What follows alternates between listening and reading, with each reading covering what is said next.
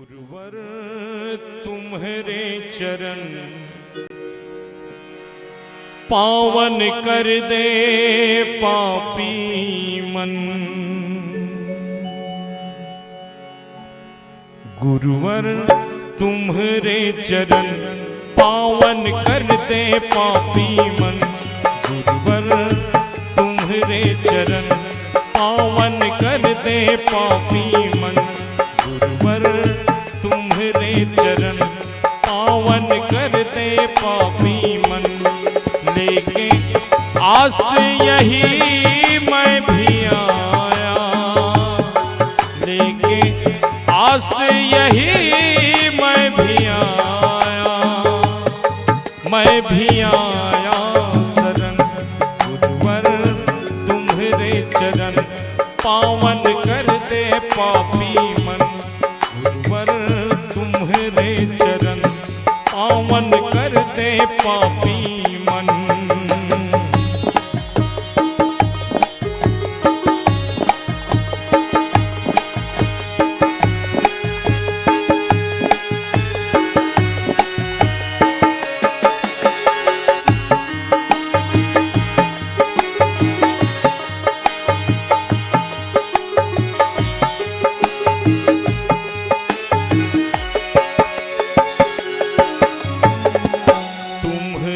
दया के सब है भिखारी, तुम्हारी दया के सब है भिखारी। द्वार पे तेरे लाखों नर नारी, द्वार पे तेरे लाखों नर नारी। प्यासा कब से हृदय हमारा, प्यासा कब से हृदय हमारा। गुरुवर दो दर्शन, गुरुवर दो दर्शन। गुरुवर तुम्हारे चरण पावन कर दे पापी मन। गुरुवर तुम्हारे चरण पावन कर दे पापी मन।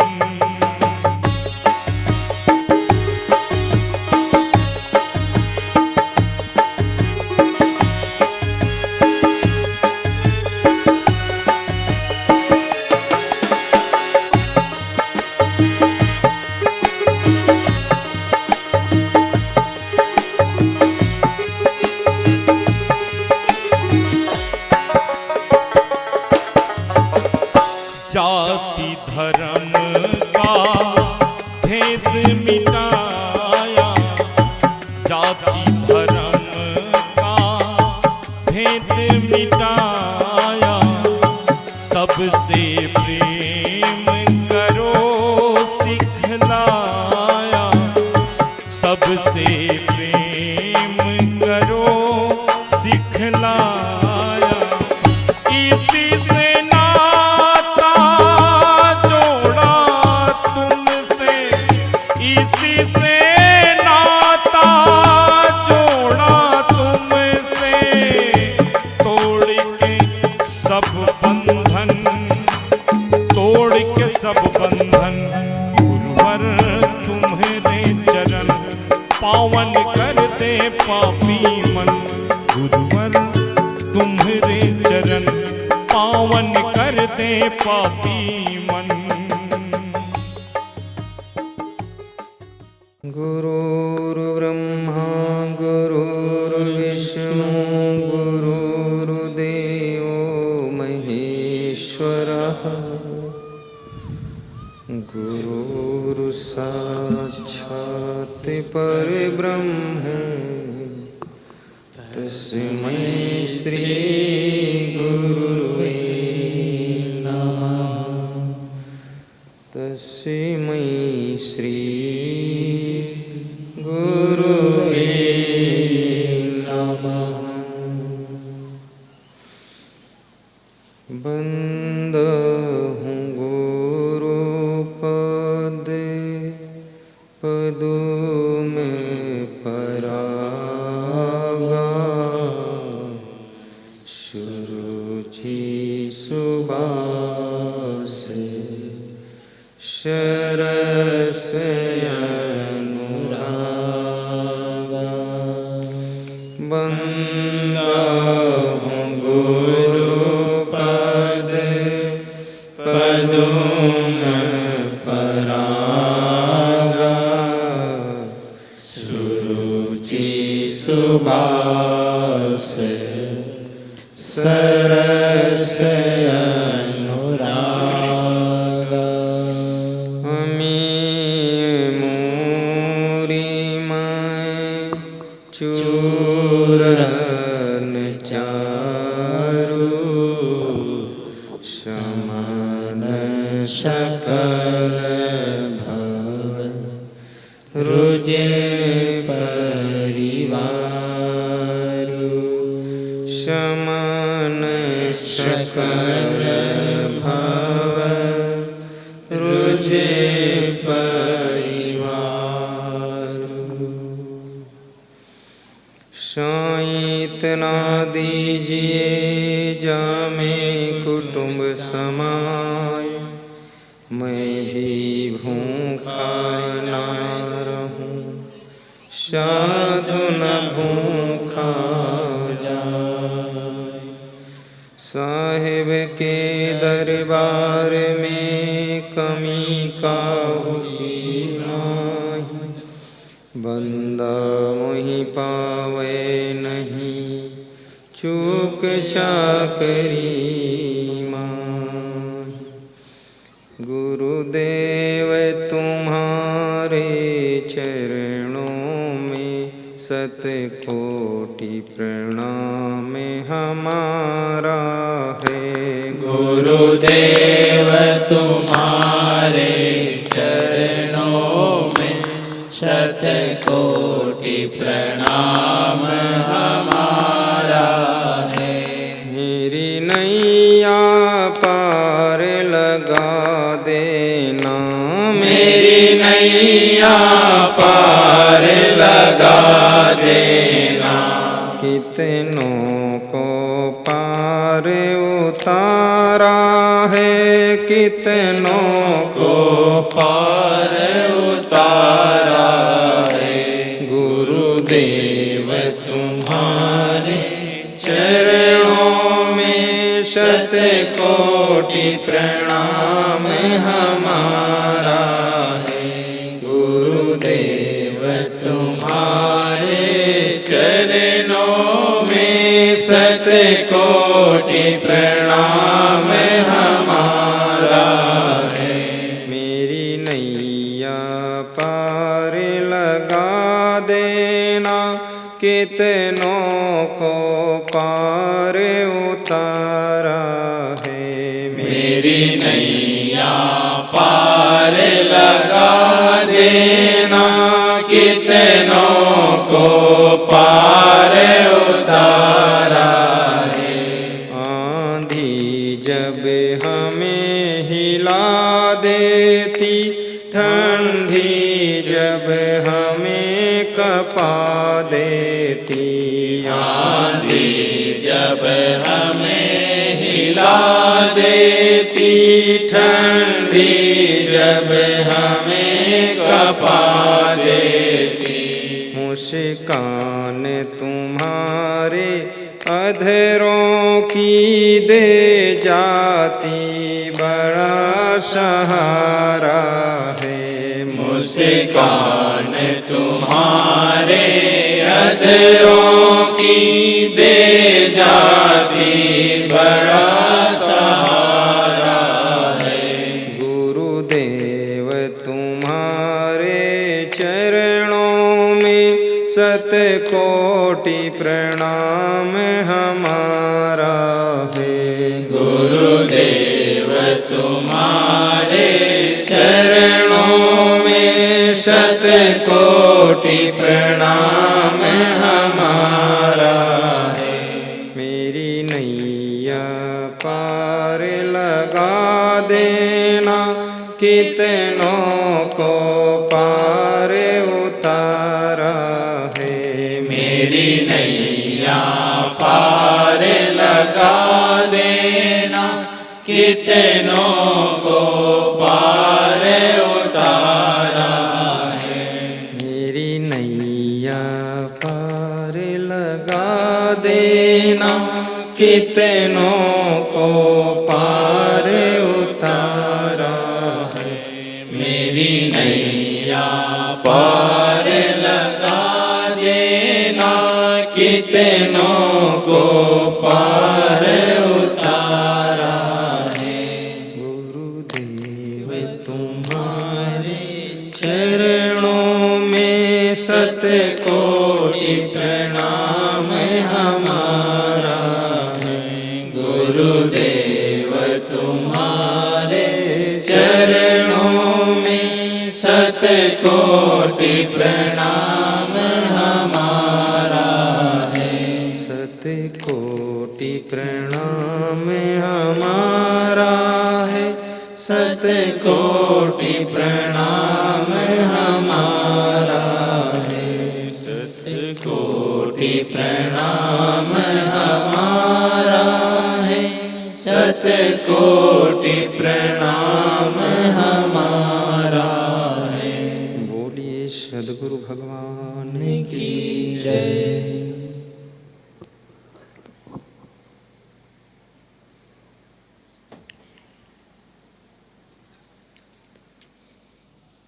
प्रातः स्मरणी विश्व बंदनी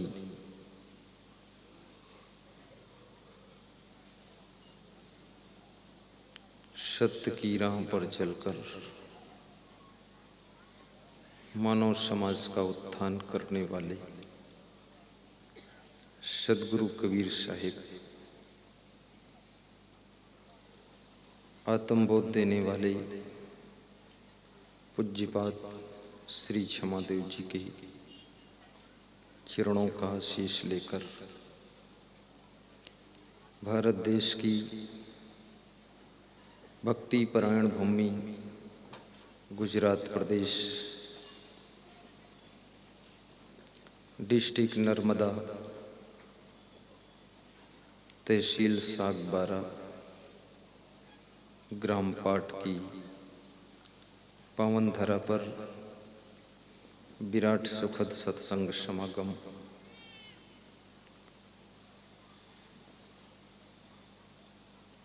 संपन्न हो रहा है,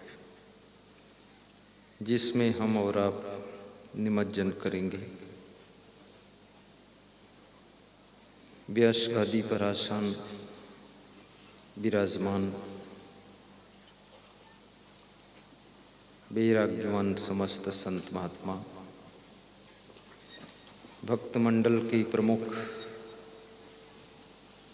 सबके सम्माननीय श्री जेठा भाई जी, जिनको काका जी के नाम से जाना जाता है,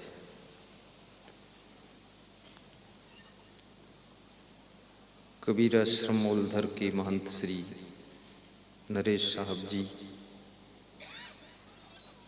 मोटी बोमड़ी के महंत श्री राजेंद्र साहब जी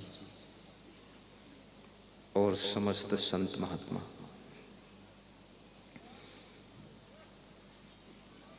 संतों के चरणों में श्रद्धा रखने वाले श्रोता बंधुओं,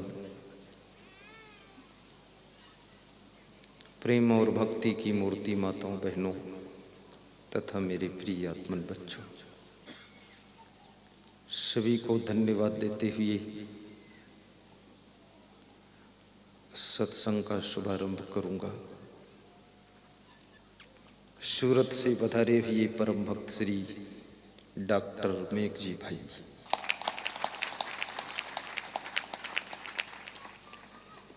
देखने में साधारण लगते हैं, 3-4 मंजिल का हॉस्पिटल है और 50-60 बेड का हॉस्पिटल है, खुद का प्राइवेट सूरत में।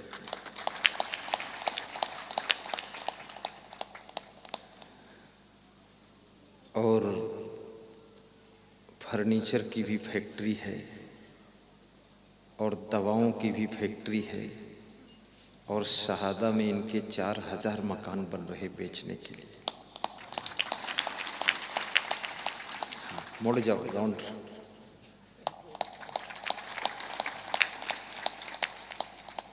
ये बहुत ही बुद्धिमान व्यक्ति है और हंसते भी रहते हैं, कहीं फंसते भी नहीं है। तेरे दर पे सर झुकाने आ गए,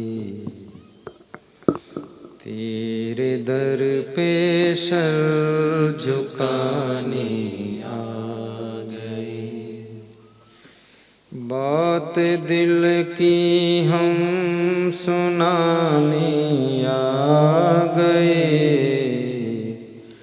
बात दिल की हम सुनाने आ गए। तेरे दर पे सर झुकाने आ गए, तेरे दर पे सर झुकाने आ गए।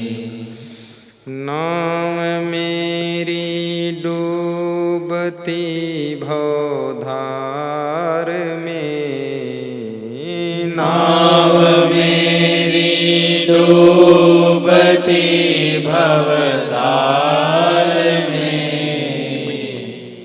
आसरा नहीं दूसरा संसार में, आसरा नहीं दूसरा संसार में। पार नैया हम कराने आ गए, पार नैया हम कराने आ गए। बात दिल की हम सुनाने आ गए, बात दिल की हम सुनाने आ गए। तेरे दर पे सर झुकाने आ गए, तेरे दर पे सर झुकाने आ गए। बोलिए सद्गुरु भगवान की जय। सद्गुरु कबीर साहिब से किसी भक्त ने प्रश्न पूछा है,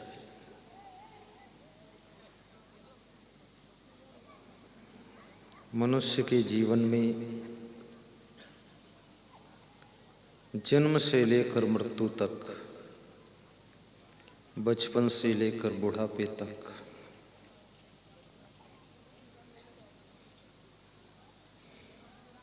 दुख और संघर्ष, समस्या और असमंजस निरंतर नया नया रूप लेकर के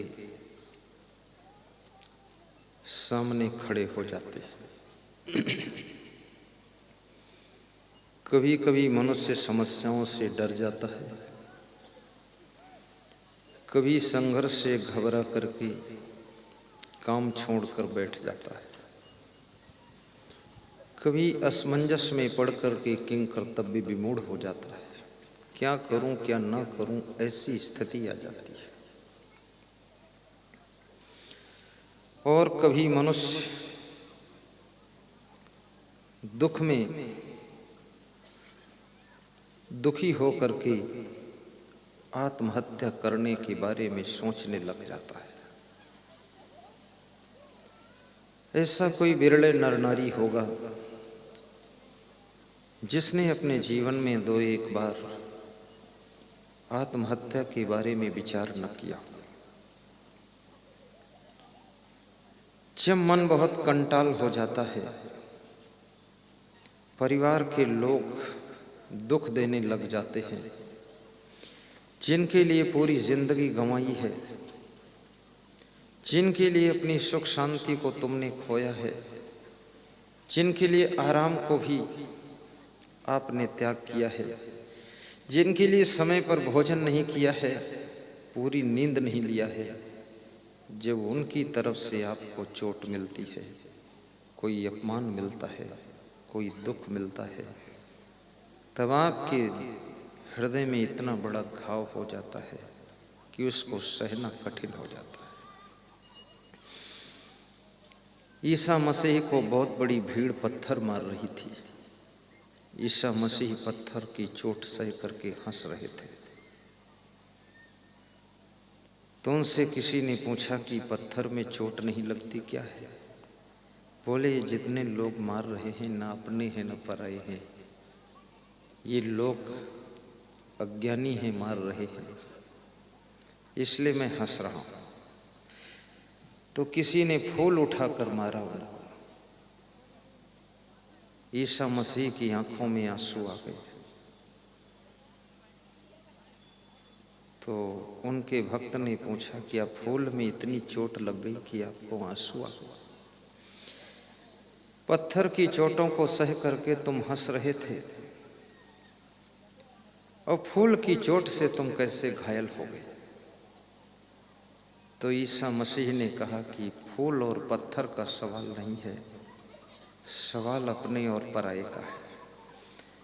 अभी तक जो मार रहे थे उनसे हमारा कोई रिश्ता नहीं था।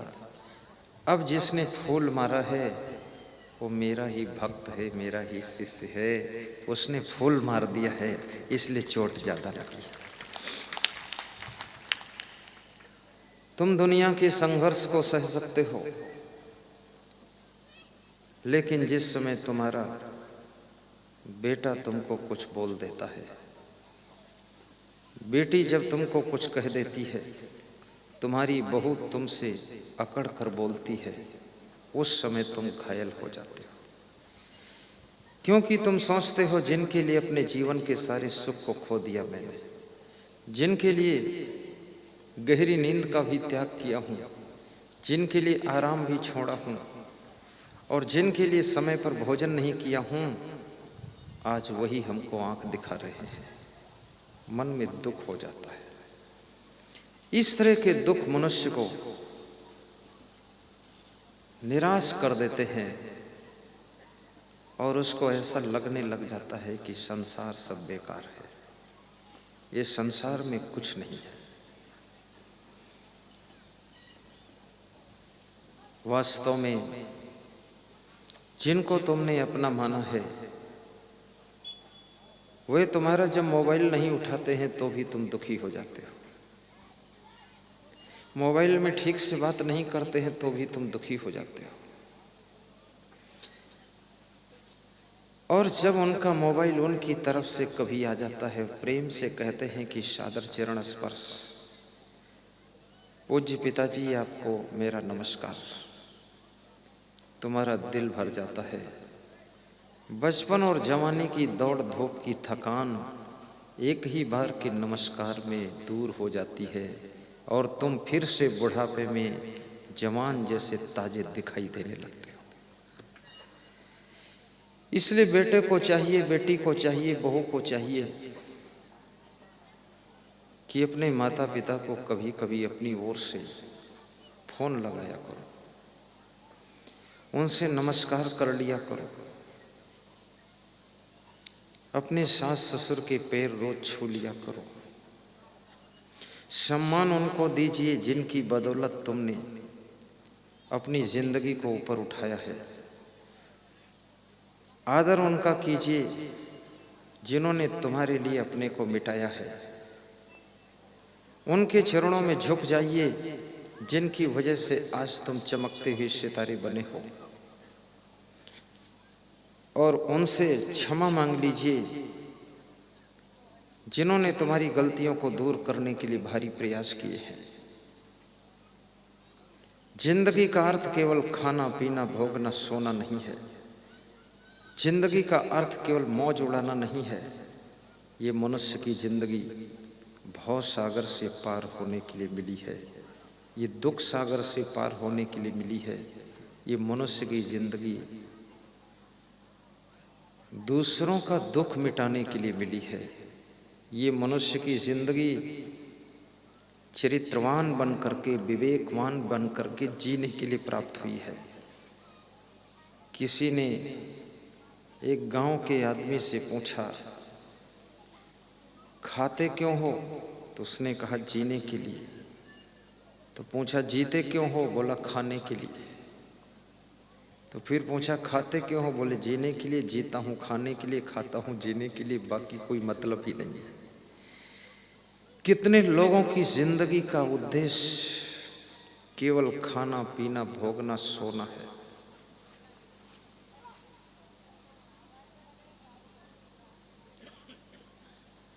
सो करके अपने जीवन का समय खराब मत कीजिए।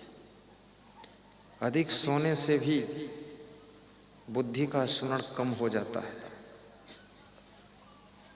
बहुत विचार करना, अधिक खाने से भी बुद्धि कम हो जाती है। चिंता करने से स्मरण शक्ति कम हो जाती है। दुखी रहने से मेमोरी कमजोर होती है। खुश रहने से स्मरण शक्ति बढ़ती है। कम खाने से स्मरण शक्ति बढ़ती है।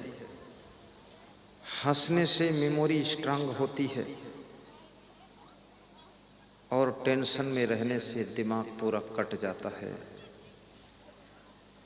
और तादाद भर भी न सोने से आपका माइंड डिस्टर्ब होता है। इसलिए कम से कम 6 से 7 घंटे गहरी नींद लीजिए। जो अच्छी तरह से सो सकता है वही अच्छी तरह से जाग सकता है। जो अच्छी तरह से श्रोता बन सकता है वो एक दिन अच्छा वक्ता भी बन सकता है। लेकिन जो श्रोता ही नहीं बन सकता है वो वक्ता कभी नहीं बन सकता है। वक्ता कभी नहीं बन सकता। जो विद्वान की निंदा करता है वो विद्याहीन रह जाता है। जो धनवान की निंदा करता है वो धनहीन हो जाता है। जो गुणवान की निंदा करता है गुणविहीन हो जाता है। जो वैराग्यवान की निंदा करता है वो वैराग्यहीन होकर के राग रंग में डूब जाता है। जो महान पुरुषों की निंदा करता है वो अधम मार्ग में गिर जाता है, अधम पुरुष बन जाता है। और याद रखना, जो ज्ञानियों की निंदा करता है अज्ञान के अंधेरे में ही भटकता रहता है। और जो विद्वान की प्रशंसा करता है वो भी एक दिन विद्वान बनता है। वो भी एक दिन विद्वान बनता है। प्रशंसा शब्द भी बड़ा महत्वपूर्ण शब्द है। निंदा उनकी करो जो वास्तव में निंदा करने योग्य है। शराब पीने वालों की निंदा करो तो शायद वह शर्मिंदा होकर के शराब पीना छोड़ दें। लेकिन बेशर्म जो होते हैं कितनी निंदा करो फिर भी शर्मिंदा नहीं होते। तुम निंदा करो, वे कहते हैं इससे कोई फर्क नहीं पड़ता है। अपने को तो रघुपति राघव राजा राम, और शाम हुई तो 200 ग्राम, और पता न पावे सीता राम। ईश्वर अल्लाह तेरे नाम, रघुपति राघव राजा राम, शाम हुई तो 200 ग्राम।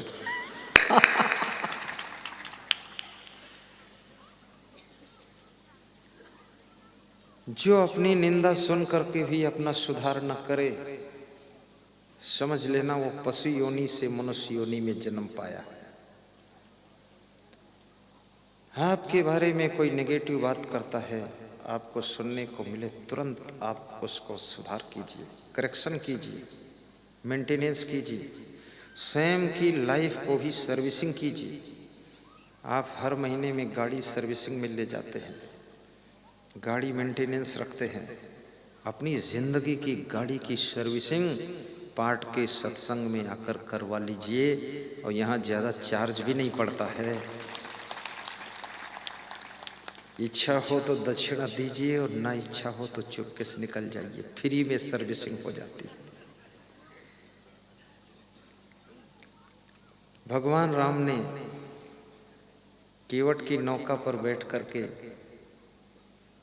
गंगा नदी को पार किया था, तो तुलसीदास ने वहाँ पर चुटकी लेते हुए एक बात कही है,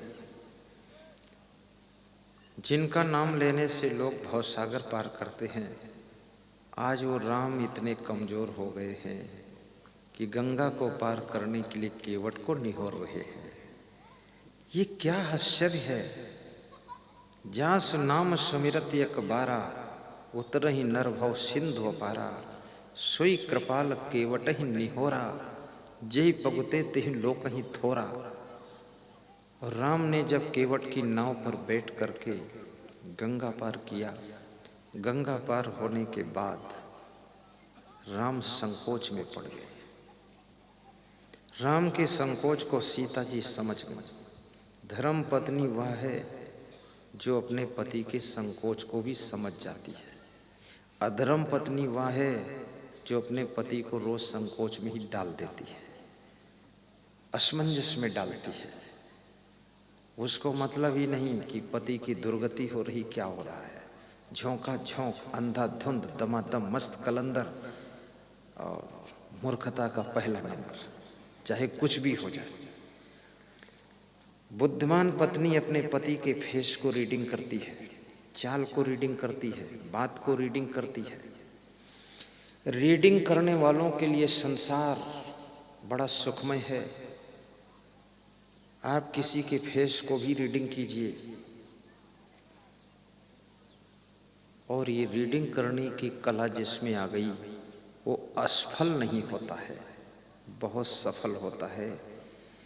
बिना उसके कहे ही उसके मन की बात को पढ़ लेता है और पढ़ करके उसके मन को प्रसन्न करने वाला कार्य कर देता है और उसके मन को जीत लेता है। इसको कहते हैं साइकोलॉजिकल माइंड। और ये माइंड जिस दुकानदार के पास होता है वो ग्राहक को रीडिंग करके सामान बेचता है, वो अपनी दुकानदारी में सफल होता है। जिस डॉक्टर के पास में ये माइंड है रीडिंग करने का, वो मरीज को रीडिंग करके तब दवाई देता है, वो भी सफल होता है। और जिस गुरु के पास में ये माइंड है वो अपने भक्तों को रीडिंग करता है, तब उनको इंजेक्शन देता है, तो गुरु भी सफल होता है। सीता जी अपने पति को रीडिंग कर रही हैं। सीता कोई साधारण स्त्री नहीं, मनोवैज्ञानिक लेडीज है। सीता बुद्धिमान है। यदि राम जैसा पति तुम चाहते हो तो सीता जैसी नारी बन जाओ, और सीता जैसी पत्नी की तलाश है तो राम जैसे पुरुष बन जाओ। सीता बैठी तुम्हारा इंतजार गुजरात में ही कर रही, जनकपुर जाना नहीं पड़ेगा। राम भी तुमको गुजरात में ही मिल जाएंगे। पहले तुम सीता बनो, फिर राम तुमको ढूंढते ढूंढते आएंगे। और पहले तुम राम बनो तो सीता बैठी तुम्हारा इंतजार करेगी। कोई विश्वामित्र बन करके तुमको सीता के पास पहुंचा देगा। तो सीता जी राम को रीडिंग करती है और अंगूठी उतार करके अपने पति राम को दे देती है कि ये अंगूठी लीजिए और केवट को उतराई दे दीजिए। सीता जी की ओर राम देखते हैं और मुस्कुराते हैं। राम का स्वभाव मुस्कुराने का था। मुस्कुराने का अर्थ ये नहीं कि जहां मुस्कुराओ वहीं फंस जाओ। फंसते कहीं नहीं थे, मुस्कुराते थे। अगर फंसते तो सुपर्णखा में फंस जाते तो बहुत बड़ा लफड़ा हो जाता। जब अंगूठी उतार कर राम को देती है, राम सीता की ओर देखकर मुस्कुरा देते हैं। इसलिए मुस्कुरा देते हैं कि मेरे संकोच को सीता जी समझ गई और सीता जी को ये परवाह नहीं है कि मेरे बदन पर कोई सोने चांदी का आभूषण रहेगा कि नहीं रहेगा। नारी का आभूषण सोना चांदी नहीं है। नारी का आभूषण पति की प्रसन्नता है, पति का खुश होना है। इससे बड़ा आभूषण क्या हो सकता है। फिर सोना चांदी भी पहनने को मिल जाए तो बहुत अच्छी बात है। सीता जी कि अंगूठी राम लेकर के केवट को देते हैं। केवट अंगूठी को देखकर व्याकुल हो जाता है। केवट क्या कहता है कि हे राम, मैं तो गंगा का मल्लाह हूं और आप भवसागर के मल्लाह हो। मजदूर कहीं मजदूरों से मजदूरी लेते हैं भैया, मजदूरी लेते हैं भैया, मजदूरी लेते हैं भैया, मजदूरी लेते हैं भैया। मल्लाह कहीं मल्लाहों से मल्लाही लेते हैं भैया, मल्लाह कहीं मल्लाहों से मल्लाही लेते हैं भैया। केवट कहता है आप भी मल्लाह हो, मैं भी मल्लाह हूं। मैंने आपको पार किया प्रभु, मैंने तुझको, तू मुझे पार करे। जाना था गंगा पार प्रभु, केवट की नाव चढ़े। कभी कभी भगवान को भी भक्तों से काम पड़े। जाना था गंगा पार प्रभु, केवट की नाव चढ़े, केवट की नाव चढ़े। बड़ों को भी कभी कभी छोटों से जरूरत पड़ती है। जहां सुई काम आती है वहां तलवार काम नहीं कर सकती है। इसलिए आपके साथ में छोटे लोग जुड़े हों तो उनको भूला मत देना। जो काम वो कर सकते हैं वो बड़े लोग काम नहीं कर सकते, लेकिन बड़े लोग जो कर सकते वो छोटे लोग नहीं कर सकते। इसलिए बड़े को भी भूला मत देना और छोटे को भी भूला मत देना। भगवान राम ने लक्ष्मण को भी निभाया, सुग्रीव को भी लिया साथ में, विभीषण को भी साथ में लिया, लेकिन रीछ भालू बंदरों को भी साथ में लिया, क्योंकि राम को पता था जब पत्थर ढोना होगा तो ये बंदर ही ढोएंगे, ये सुग्रीव ढोने के लिए नहीं जुट सकता है। राजा है, लेकिन जहां सेना की जरूरत पड़ेगी तो सुग्रीव ही सेना अपनी लगाएगा, क्योंकि राजा है और इनके पास इतनी बड़ी सेना नहीं है। इसलिए बड़े और छोटे दोनों को लेकर जो चलता है वही सफलता के द्वार पर पहुंचता है।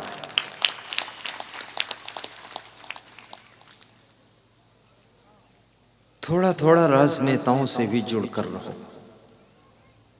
ये फूल सिंह भाई से भी जुड़े रहो, ये भी कभी काम आ सकते हैं। थोड़ा थोड़ा बिजनेसमैन से भी जुड़कर रहो और कुछ गांव लोगों से भी जुड़ करके रहो।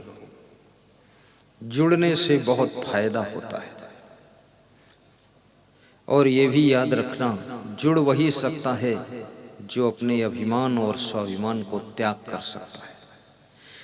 जिसके पास अहंकार बहुत है वो टूट सकता है, जुड़ नहीं सकता है।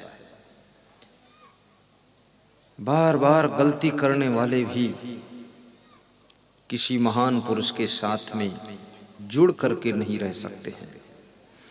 हनुमान जी क्यों ब्रह्मचर्य का पालन करते थे? क्योंकि जानते थे राम के साथ में गलतियां करने से साथ छूट सकता है, इसलिए ब्रह्मचर्य से रहते थे। लक्ष्मण जी राम के साथ में कैसे रहते थे? आपको बताता हूं कैसे रहते थे। यदि तुम सेवक हो तो थोड़ा हनुमान जी से भी सीखना, थोड़ा लक्ष्मण जी से भी सीखना। जब राम जी बहुत विह्वल होने लगे तो सुग्रीव ने कहा परेशान मत होइए, मुझे आकाश से गिरे हुए कुछ कुंडल मिले हैं। ये कुंडल देखो, क्या आपकी पत्नी सीता जी के हैं कुंडल है? तो राम ज्यादा दुखी थे तो उनको पहचान नहीं हो रही थी। तो बुलाया लक्ष्मण को कि आप देखो ये कुंडल क्या सीता जी के हैं? तो लक्ष्मण ने जो उत्तर दिया है उनका उत्तर सुन करके पूरी रामायण स्तब्ध हो गई है। लक्ष्मण क्या कहते हैं? मैंने तो चरण निहारे हैं, माता के देखे कान नहीं, माता के देखे कान नहीं। मैं तो चरणों का सेवक हूँ, मुझे कुंडल की पहचान नहीं। मैं तो चरणों का सेवक हूँ, मुझे कुंडल की पहचान नहीं। लक्ष्मण की बात को सुन करके राम का गला भर गया कि लक्ष्मण कितना महान है, मेरे साथ रहता है, सीता जी के साथ रहता था और इसने उनके कान भी नहीं देखे कभी, और कहता है इसलिए मुझे कुंडल की पहचान नहीं है। मैं तो उनके चरणों की सेवा करता था, मैं ये उनका मुखमंडल देखा नहीं, कान नहीं देखा, तो कुंडल क्या पता किसके हैं, इसलिए आप ही पहचानो प्रभु। राम का दिल खुश हो गया। किसी गुरु के पास में संत के रूप में शिष्य बन कर रहो तो इतना बड़ा त्याग होना चाहिए, क्योंकि गुरु के दर्शन के लिए बहुत सी माताएं बहनें दर्शन करने आती हैं, तो गुरु की सेवा करने वाले संत के अंदर ये पवित्रता होनी चाहिए जैसी लक्ष्मण के अंदर पवित्रता है। माता के देखे कान नहीं, कितनी ऊंचाई पर लक्ष्मण को, इसलिए लक्ष्मण की मूर्ति राम के मंदिर में उनके साथ लगाई जाती है, शत्रुघ्न की मूर्ति बहुत कम लगाई जाती है, भरत की भी नहीं लगाई जाती है, क्योंकि लक्ष्मण किसी किसी गुण में तो राम से भी आगे बहुत है, इतना महान है। हनुमान जी के मंदिर क्यों बने? क्योंकि हनुमान जी कहीं मन को चंचल नहीं होने देते थे, उनका संयम नियम बहुत टाइट था हनुमान जी का।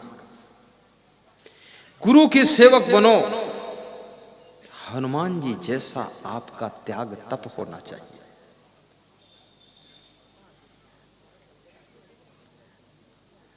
साधु संत को बहुत सावधान रहना चाहिए, क्योंकि भगवान को तो किसी ने देखा नहीं है और भगवान को आज तक कोई पाया भी नहीं है। भगवान भगवान जपे हैं लोग, पर भगवान मिले नहीं हैं। तो लोगों ने भगवान की श्रद्धा और भगवान की आस्था किसी महान संत के चरणों में अर्पित किया है। उस संत को अपने आप को भगवान से ऊंचे गुणों पर स्थापित करना चाहिए। इसलिए कबीर साहब कहते हैं कि पूरा साहिब से ये सब विधि पूरा हो। कबीर साहब से किसी भक्त ने पूछा कि किस संत की सेवा करनी चाहिए। भक्त बोलता है कपड़े एक जैसे पहनकर सब बैठ जाते तो पहचान नहीं होती है, इसमें संत कौन है, मीडियम संत कौन है, साधारण संत कौन है, और गड़बड़ संत कौन है, अच्छा संत कौन है, सुपर क्वालिटी का कौन है, लफाड़िया संत कौन है। ऐसा संदेह हो जाता है। सब एक जैसा कपड़ा सफेद पहन कर बैठ गए, लाल पहन कर बैठ गए, सब कोई दाढ़ी करा लिया, कोई मुंडन करा लिया, कोई रोज अपना दाढ़ी बढ़ा रहा है, कंघा मार रहा है, और जटा जूट धारी बढ़ा लिया दाढ़ी। तो कैसे पहचानूं कि कौन संत की सेवा करूं? तो कबीर साहब ने कहा कि पूरा साहिब से मतलब जो साधना में पूर्ण है, वैराग्य में पूर्ण है, त्याग में पूर्ण है, संयम नियम में पूर्ण है, ब्रह्मचर्य में पूर्ण है, और जिसने काम क्रोध लोभ मोह को जीत लिया है, और जो शब्द स्पर्श रूप रस गंध इस 5 विषयों को बस में रखता है, जो शुद्ध ब्रह्मचर्य का पालन करता है, जिसका मन कहीं फिसलता नहीं है, ऐसा जो साधना में तपस्या में पूर्णता को प्राप्त हुआ है, ऐसे संत की सेवा करना। तो पूछने वाले भगत ने कहा वैसा भगत होगा सुभाष भाई जैसा। तर्क से पूछा, कहा अगर थोड़ा अधकचरा साधु हो उसकी सेवा कर दे तो।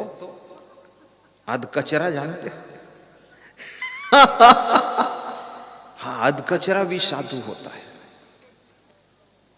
अधकचरा मतलब वो जो कचौरी बनाने के लिए महिलाएं कचरा बनाती ना, और वो पूरा न कचरा बने न पूरा ठीक रहे तो उसको अध कचरा कहते हैं, आधा कचरा हो गया। तो ऐसा कोई कोई साधु अध कचरा होता है, मतलब आधा साधु है आधा गिरस्त है। रात में गिरस्त बन जाता है, दिन में साधु हो जाता है। बहुत बेईमान है, पूरा चोर लफंगा। हाँ, उसको अध कचरा कहते हैं। दिन भर साहेब जी और रात में हा हा हो हा, बर्बाद हो गए। ऐसे नालायक कबीर साहब कहते हैं अध कचरे की सेवा करने से क्या होगा, क्या होगा, जो होगा वो होगा, क्या होगा ये होगा, मैं बताऊंगा तो होगा। बहुत बड़ी बात है। कबीर साहब ने निर्णय देने से कुछ भी छोड़ा नहीं, सब समाधान किया है। तुम पढ़ो ना तो तुम जानो, समझो ना तो तुम जानो, धोखा खाओ तो तुम जानो। इसलिए मैं तो बोल देता हूं, कोई अगर कहता है मैं असंग साहेब का शिष्य हूं, तो भी तुम ये मत समझ लेना ये पूर्ण है।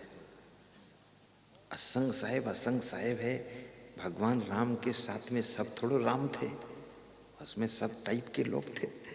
हाँ, तो ऐसा नहीं कि मेरा शिष्य बता दे और तुम सोचो कि हाँ हरि ओम तत्सत और सब गपसप, तो लपसप होगा। इसलिए सावधान। तो साहेब कहते हैं पूरा साहेब से ये सब विधि पूरा हो। सब विधि का मतलब क्या होता है? विधि माने प्रकार, सब तरीके से पूर्ण होना चाहिए।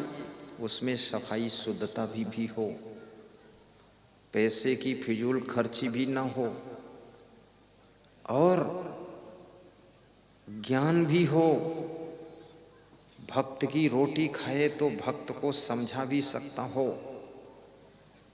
करोड़ों परिवारों का कलह कलेश खत्म हुआ है, ये जिनका प्रवचन तुम सुन रहे हो। करोड़ों परिवारों का, इस देश में नहीं विदेश में भी पति पत्नी के झगड़े शांत हुए हैं। करोड़ों लोगों के बेटी और बेटे चरित्र के मार्ग पर चलने लगे हैं। ऐसे थोड़े हम तुम्हारी रोटी लेते हैं। वो कल हमको रोटी दे गया था वो भैया हमारा रमेश, कि ये जो है महीना भर खा सकते हैं। उसको ऐसा संदेह होता पता नहीं खाना मिले ना मिले इनको। व्यवस्था बोले यात्रा में जर्नी में लेना। ये रोटी खा करके रोटी उसी को खिलाना, उसी साधु को जिस साधु की लंगोटी पक्की है, वो रोटी खाने का अधिकारी है। जिसकी लंगोटी पक्की नहीं तो रोटी खाने का अधिकार नहीं है। कहते लंगोटी पक्की कर और फिर रोटी खा, अन्यथा रोटी मत खा और फिर भी खाएगा तो बोटी बोटी कट जाएगी। बहुत सावधानी का विषय। ये साधु होना ऐसे खेल तमाशा थोड़े कि सब बाबा जी बन बन के बैठ जाओ। सबको पता है साधु होने में सुख है, शांति है, लेकिन इसमें साधना कठिन है। ये कोई साधारण साधना नहीं। संतोष भी होना चाहिए, सहनशीलता भी हो, गुरु में श्रद्धा भी हो, गुरु के प्रति प्रेम भी हो, और गुरु के साथ रहना भी हो, गुरु की सेवा भी करे, गुरु का मैनेजमेंट देखे। ऐसा थोड़े है कि नारी कहावे और की रहे और संग सोए। ऐसा नहीं कि आप कहलाते हो इस गुरु का शिष्य हूँ और गुरु को साल में एक बार मिलते हो, इधर उधर घूमते हो और भक्तों को बेवकूफ़ बनाते हो। ऐसा नहीं चलेगा। गुरु के पास रहो जाकर। जवानी अवस्था में गुरु से अलग होकर घूमना नहीं चाहिए। संसार में कुसंग बहुत है। गुरु के पास में रोज सुबह शाम सत्संग मिलता है। वे सुरक्षा करते हैं, उनके नियम संयम ऐसे होते हैं जो तुम्हारी तपस्या सुरक्षित रहेगी। अन्यथा संसार के कुसंग में तुम्हारी आत्मा भटक जाएगी तो तुम्हारा पतन हो जाएगा। इसलिए गुरु के चरणों में रहने की आवश्यकता है। ये बार बार तुम लोग दर्शन करने क्यों आते हो? अगर तुम 10 साल दर्शन ना करो तुम्हारा मन भी भटक जाएगा। दर्शन कर लेते हो, प्रवचन सुन लेते हो, चरण छू लेते हो, सेवा कर लेते हो, गुरु की 2 बातें समझ लेते हो, उनसे प्रेम करते हो, तो तुम्हारे मन में वह शक्ति पैदा होती है कि तुम अपने आप को अच्छी राह पर चलाने लायक बन जाते हो। ये बार बार सत्संग सुनना चाहिए। तो कबीर साहब कहते हैं सब विधि पूरा हो, उसमें सद्गुण भी हो, संत में सदाचार भी हो, वैराग्य भी हो, शुद्ध ब्रह्मचर्य का पालन करता हो, नियम संयम हो, बीजक का पाठ करता हो, विशाल वचनामृत का पाठ करता हो, और उसको याद भी होना चाहिए, और साथ साथ में गम भी खा लेता हो, आग बबूला ना हो, सब विधि पूरा हो, और उदार भी हो, कहीं दान वान मिले तो उसको सही जगह खर्च भी करे, पोटली बांध बांध कर रखता न चला जाए। कम से कम 25-30 आश्रमों में आपका दिया हुआ दान मैंने खर्च करा के उन आश्रमों को आगे बढ़ा दिया है। जो आश्रम अपने नहीं थे, दूसरों के ही हैं, उनको भी सहयोग करना चाहिए, क्योंकि ये जो भक्त लोग हमें दान देते हैं ये धन मेरा नहीं है, ये इसलिए देते हैं कि गुरुदेव मेरे धन को आप सही जगह खर्च कर देना तो मेरा धन पुण्य में लग जाएगा, इसलिए देते हैं। अभी जैसे कुंभ मेला होने जा रहा प्रयागराज में, 1 करोड़ का बजट है वहाँ का, और लगभग 30 लाख इकट्ठा हो चुका है, 70 लाख और आना है। अब ये कैसे आएगा? जंतर मंतर तंत्र से आएगा। हाँ, और अपना कैंप एक ऐसा कैंप होगा जहाँ किसी को मना नहीं किया जाएगा कि गेट बंद हो गया है, भोजन नहीं मिलेगा, तुम किस पंथ के हो, किस गुरु चेले हो, ऐसा कोई पूछताछ नहीं होगी। खुला गेट रहेगा, जिसको आने की इतनी इच्छा हो, जिसका मतलब मन हो, चाहे जिस पंथ का हो या कोई पंथ का ना हो, बिना पंथ का हो, चाहे दारू पीता हो, आ जाओ, भोजन करो, प्रवचन सुनो, दारू छूट जाएगी, बिल्कुल छूटेगी, सबके लिए खुला फाटक रहेगा, और आपका दिया हुआ दान ठीक से उसमें लगाया जाएगा। ये जो मेरे पास दान डब्बा रहता ना, इसमें ताला लगा हुआ है, एक छोटा दान डब्बा रहता है उसमें भी ताला, मेरे पास चाबी नहीं रहती, ना मेरे कमरे में रहती है, ना मेरी झोली में रहती है। एक संत जो अपने बाप को भी 1 रुपया नहीं दे सकता है, उसके पास चाबी रहेगी, उसको चाबी देता हूँ। दूसरा संत कह रहा था ये अपने बाप को भी 1 रुपया नहीं देगा, तो हमने कहा बाप की छोड़ो, मुझको नहीं देता और मैं कभी उससे लेता हूँ तो उसका हिसाब देना पड़ता मुझको। हाँ, वो पूछता है आपकी झोली में 11,000 थे, उसका हिसाब नहीं आया है, तो मैं उसको बताता हूँ इतना तो एरोप्लेन के टिकट में खर्च हुआ है और ये वापसी है, ले ले। मैं हिसाब देता हूँ, मैं गड़बड़ सड़बड़ काम नहीं रखता हूँ, इसलिए बताता हूँ कि आप मुझे समझो ये गुरुदेव क्या चीज़ है। मैं अपने 10 रुपये का हिसाब दे देता हूँ और अपने पास पैसे नहीं रखता हूँ, सब डब्बे में डलवाता हूँ, क्योंकि मुझे क्या चाहिए, मेरे लिए तो सब बहुत है, अब मुझे तो उनके लिए खर्च करना है जिससे धर्म की रक्षा हो, देश में भक्ति बढ़े। तो पूरा साहिब से ये सब विधि पूरा होए, ओछे से नेह लगाए के। कबीर साहब कहते हैं जो ओछे लोग हैं, अधकचरे लोग हैं, जिनकी साधना कच्ची है, वैराग्य ठीक नहीं है, गुरु में श्रद्धा भी नहीं है, ऐसे लोगों से प्रेम करोगे तो जो तुम्हारी मूल श्रद्धा है वो भी खो जाएगी। मूलहुँ आवे खोए, उनके आचरण देख करके तुमको घृणा हो जाएगी, कह रहे ऐसा साधु कर्म करता है ये। इसलिए ओछे साधु से दूर रहना चाहिए, सोच समझ कर साधु की सेवा करना चाहिए, पवित्र आत्मा होना चाहिए, भगवान ने कहा है मोते अधिक संत कर लेख है, सतुई सम मोह में जग देख है। सातवीं भक्ति है मेरे समान संसार के नर नारियों को समझना, और अगर कहीं संत मिल जाए तो मुझसे भी बड़ा समझना। राम कहते हैं कि संत मुझसे भी बड़ा होता है, तो संत को सोचना चाहिए कि भगवान ने तुझको बड़ा कहा है तो तू बड़ा बनकर ही रह। तू इतना बड़ा है फिर भी कहाँ खड़ा है, और कहाँ गलतियों में पड़ा है, और बुराइयों में सड़ा है, और कोई कुछ बोल दे तो उससे लड़ा है। कैसा तू घोड़ा है, हाँ गड़बड़ मचाता है। तो संत वैराग्यवान होना चाहिए, सबका कल्याण कर सके ऐसा संत होना चाहिए, उसमें कोई विषय वासना ना हो, ऐसा महानता उसके अंदर हो। संत को बहुत सजग रहना चाहिए, साहिब बंदगी बोलना चाहिए, विनम्र भी होना चाहिए,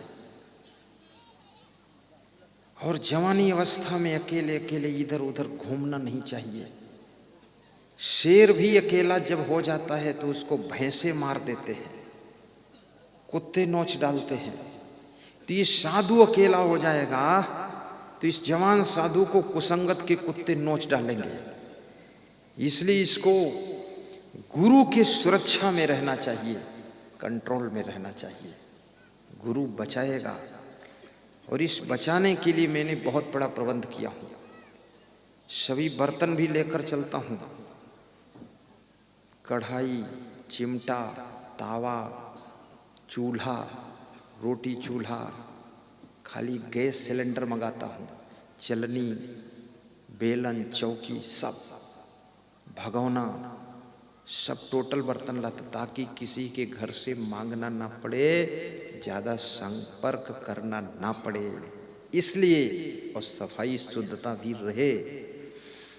दूसरा, गद्दा, रजाई, मच्छरदानी, सब बिछावन, पूरा pandal, tent, light, mike, generator, truck, गाड़ी घोड़ा, सब पूरा 12 गाड़ियां साथ में चलती है कि किसी से गद्दा वद्दा भी मांगना ना पड़े, फालतू संपर्क कम हो।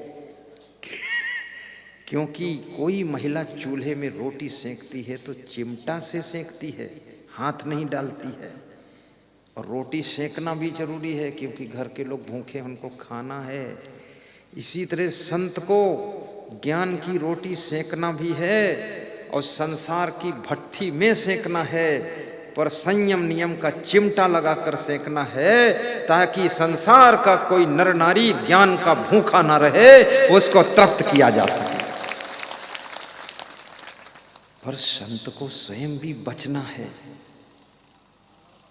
कितना संत तो इतना फोहड़ है कि साधु बनता है फिर सदुनी को साथ में रखता है। सदुना सदुनी, विधुना विधुनी।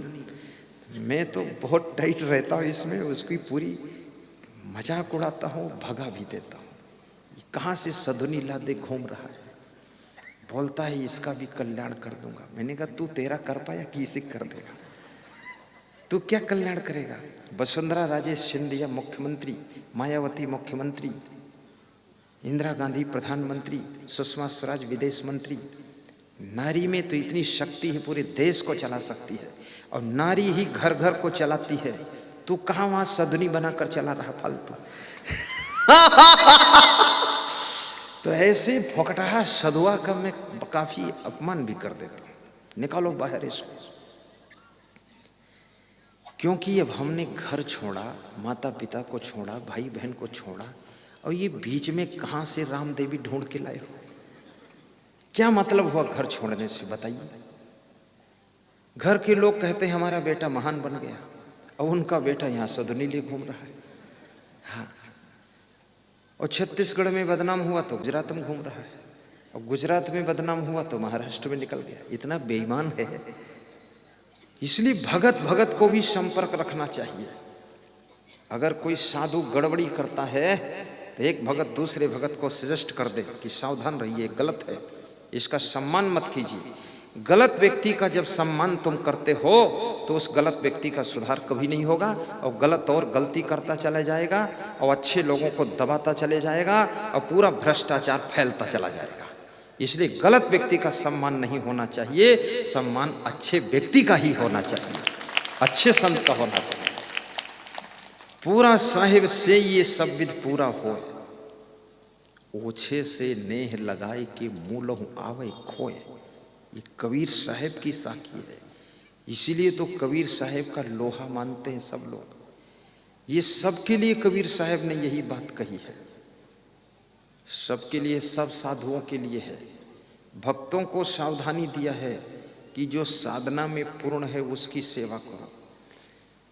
किसी जगह सत्संग था छत्तीसगढ़ में, तो उसमें 150 साधु आया था और 80 श्रोता आया था।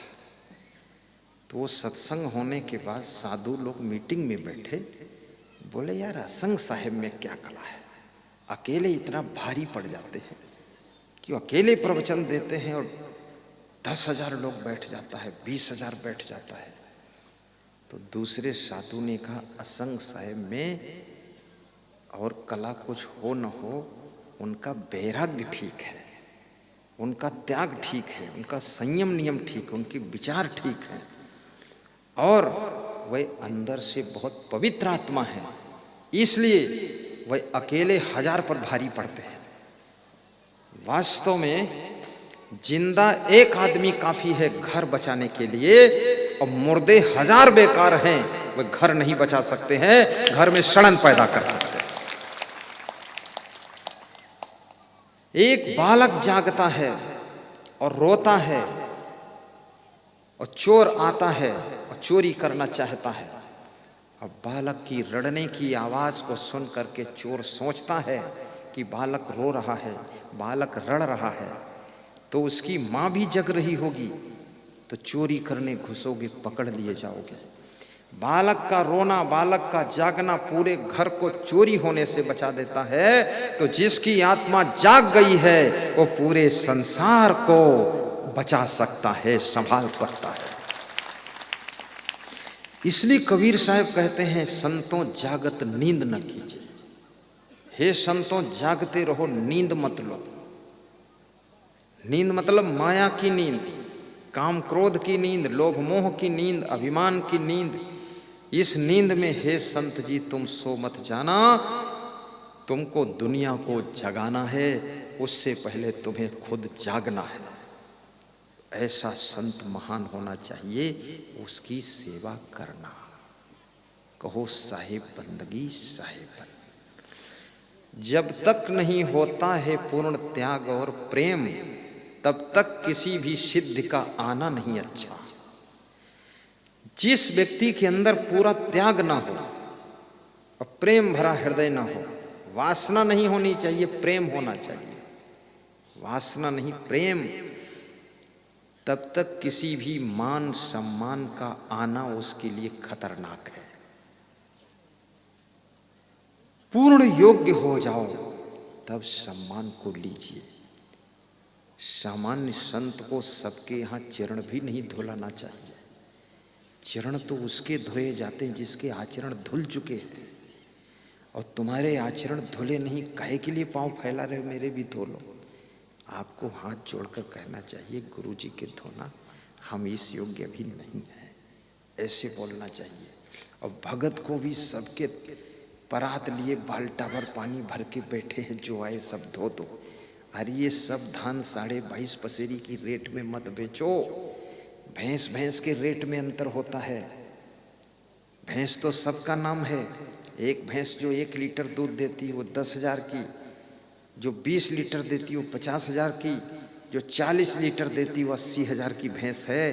तो साधु में भी अंतर है, भगत में भी अंतर है, और अंतर में जंतर मंतर है, अंतर है।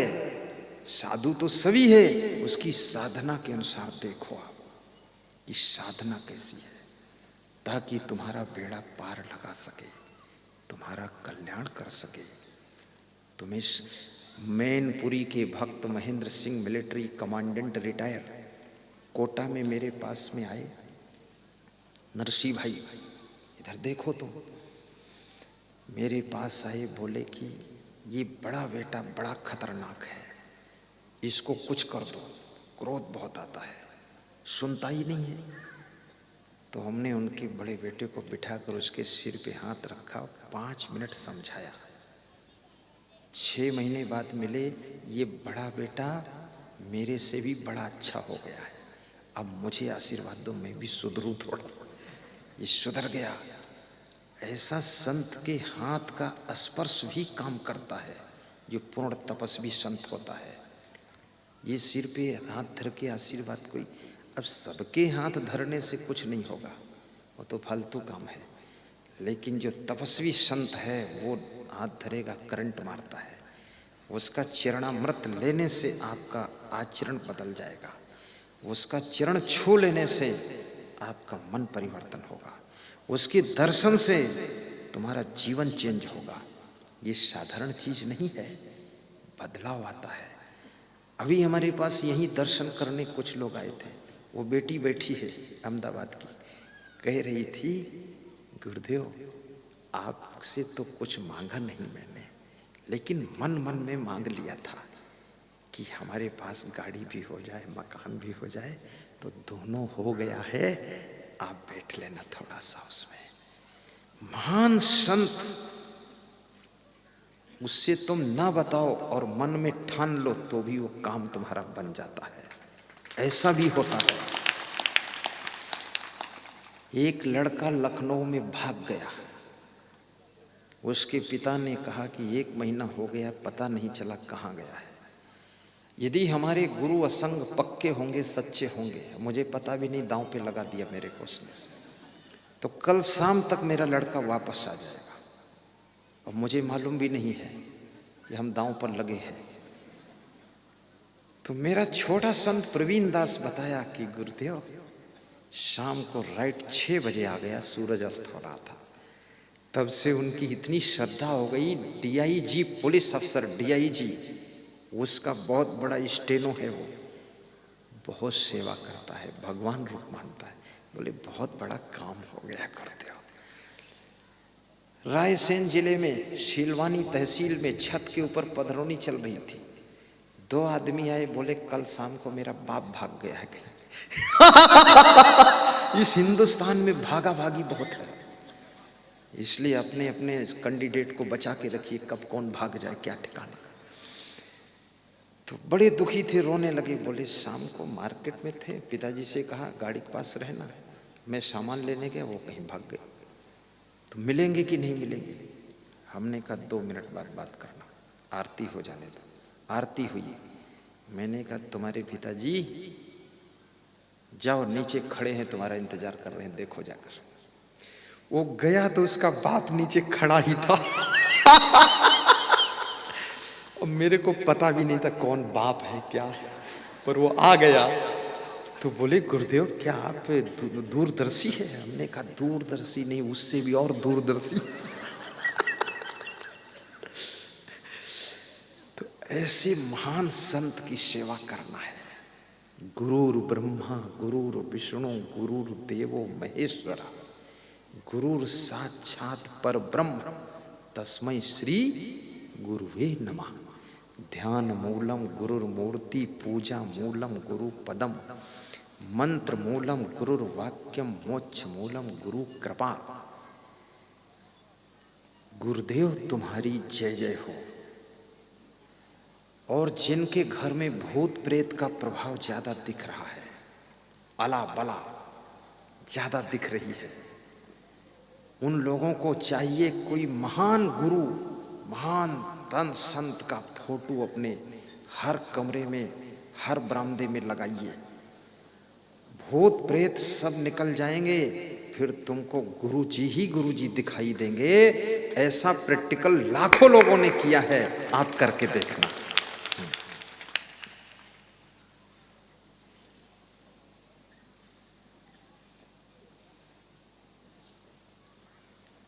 तुम ही मेरे मंदिर, तुम ही मेरी पूजा, तुम ही देवता हो, तुम ही देवता। झाड़ू लगाया करो तो भी गुनगुनाया करो, बर्तन मांजा करो दुखी न हुआ करो, गीत गाते रहो बर्तन धोते रहो, कपड़े धोया करो और गीत गाया करो कि गुरु जी पुकारा करेंगे, तुम्हारी कृपा से कपड़े धोया करेंगे। ऐसा यही रात दिन हम विचारा करेंगे, गुरु जी पुकारा करेंगे और सुबह शाम झाड़ू लगाया करेंगे, प्रेम से नाश्ता बनाया करेंगे और पूरे घर की गम खाया करेंगे। गुरु जी पुकारा करेंगे और दिन रात मुस्कराया करेंगे। ऐसा गाइए। घर में कभी काम अधिक हो, लांग बांध कर जुट जाना, और जितनी अधिक जिम्मेदारियां आपकी बढ़ें, अपना सौभाग्य समझना। जिम्मेदारियां उन्हीं को मिलती हैं जो सौभाग्यशाली होते हैं, और जो जिम्मेदारियों से दिल चुराते हुए कामचोर होते हैं, और जो काम नहीं करना चाहते हुए निकम्मे होते हैं, और जो काम करने के लिए इंतजार करते हैं कि लाइए मैं करूं, वे महान होते हैं, कर्मयोगी होते हैं। और जो सबकी जिम्मेदारी लेते हैं वे महान पुरुष बनते हैं। आप सब यहाँ बैठे हो ना, मैं आपकी सबकी जिम्मेदारी लिया, तुमको पता हो न हो। ये सुभाष भाई इतनी सेवा कर रहे हैं, करम भाई आदि दाम भाई, इनकी सबकी जिम्मेदारी है हमारे पास, इनका भी दिमाग से ध्यान रखता हूँ। ये दूर दूर से जो सब भक्त आए उनका भी ख्याल रखता हूँ, सबके बारे में सोच रहता है। ये संतों का भी जिम्मेदारी रखता हूँ, इनका भी ख्याल रखता हूँ। अपने साथ के हमारे साथ ये संत हैं, देखो इनका दर्शन करो, इनका भी पूरा ख्याल रखता हूँ। किसको क्या देना है, क्या करना है, कोई भूखा तो नहीं, कोई ओढ़ा कि नहीं ओढ़ा। रात में अगर संत खबर करता है कि कंबल गुरुजी से एक मिल जाए, तो अपने रजाई में जो कंबल लगा उसको निकाल कर रात में भिजवाता हूँ कि दे दो उसको, मैं बिना कंबल रह लूँगा, उसको दे दो, मन छोटा ना हो। इनकी भी जिम्मेदारी रखता हूँ। और छोटा मोटा जो भी भगत आता उसकी सबकी जिम्मेदारी रखता हूँ, किसी को कोई तकलीफ न होने पाए। जो मेरा प्रोग्राम करता उसकी बहुत बड़ी जिम्मेदारी रखता हूँ कि उसको असमंजस ना पड़े। ये माइक सेट क्यों रखना पड़ा हमें, ये इसीलिए साथ में रहता है कि माइक सही नहीं चलेगा प्रोग्राम फेल खा जाएगा, तो भगत जी को असमंजस पड़ेगा। तो ऐसा माइक सेट है, आवाज़ मधुर मधुर है कि नहीं, साफ क्लियर मीठी है कि नहीं है, स्वीट बाणी है, कितना साउंड लगा हुआ है, कम से कम 50 साउंड लगा हुआ है स्पीकर, ये जगह जगह पड़ा है, सब इधर उधर लगा है। एक ट्रक में भर कर आता है कि भगत जी को दुख ना हो। और अपने संत प्रबंधक को समझा देता हूँ कि भगत की ताकत को समझना, तब उसको सामान बताना। अगर कमजोर है तो केवल पोहा बना लेना, हलवा की बात मत करना। हाँ, भगत कमजोर है तो छोला वाला मत ला, बस खाली चावल का बबरा बना दे और टमाटर की चटनी मिला के खा लेना। तो हमारा संत स्वयं होशियार है, वो कम में कर देता है, और जब देखता है भक्त ठीक कर सकता सेवा, तो थोड़ा इशारा दे देता है, थोड़ा कर दो। ऐसा भक्तों का भी ख्याल रखना चाहिए। और जो सबकी जिम्मेदारी लेता है ना, महाबुद्धिमान हो जाता है। अगर महाबुद्धिमान बनना है तो अपने परिवार की पूरी जिम्मेदारी लेना, रिश्तेदारों की भी ले लेना, पड़ोसियों की भी ले लेना, गांव भर का ख्याल करना कि हमारे गांव में सब खुशहाल रहें। किसी की बेटी का विवाह ना होता हो उसका भी करा देना, मदद कर देना, चलो हम भी ढूंढवाते हैं। और जो परोपकार करता है, दूसरों का ख्याल करता, वही तो भगवान होता है। भगवान कोई अलग थोड़े होता है। पराया दर्द अपनाए उसे भगवान कहते हैं, किसी के काम जो आए उसे इंसान कहते हैं, उसे इंसान कहते हैं। सब सुखी रहें, सब प्रसन्न रहें। ये जो कोशिश करता वो खुद सदैव प्रसन्न रहता है। किसी से ईर्ष्या मत करना, सभी से प्रेम रखना और किसी के प्रति वासना मत पैदा करना, सद्भावना रखना, अपने घर को मेंटेन रखना। 24 घंटे में आधा घंटे का समय निकालकर थोड़ा ध्यान भी कर लेना। अगर तुम ज्यादा काम करना चाहते हो तो 10 मिनट ध्यान जरूरी है। ज्यादा स्मरण शक्ति बढ़ाना चाहते हो तो 15 मिनट आपको बिल्कुल फ्री रहना जरूरी है दिमाग से। और ज्यादा आप उन्नति करना चाहते हो थोड़ा विश्राम करना भी जरूरी है। और ज्यादा लंबी छलांग मारना चाहते हो तो रेस्ट करना भी जरूरी है। और भोजन का स्वाद पाना चाहते हो तो कड़ी भूख लगना जरूरी है। और कड़ी भूख पाना चाहते हो तो कठोर मेहनत करना जरूरी है। और कठोर मेहनत करना चाहते हो तो संकल्प लेकर के बड़ा प्लान बनाना जरूरी है ताकि तुम कड़ी मेहनत कर सको। भक्ति कर तो ऐसी कर कि भक्ति की तू हद कर दे।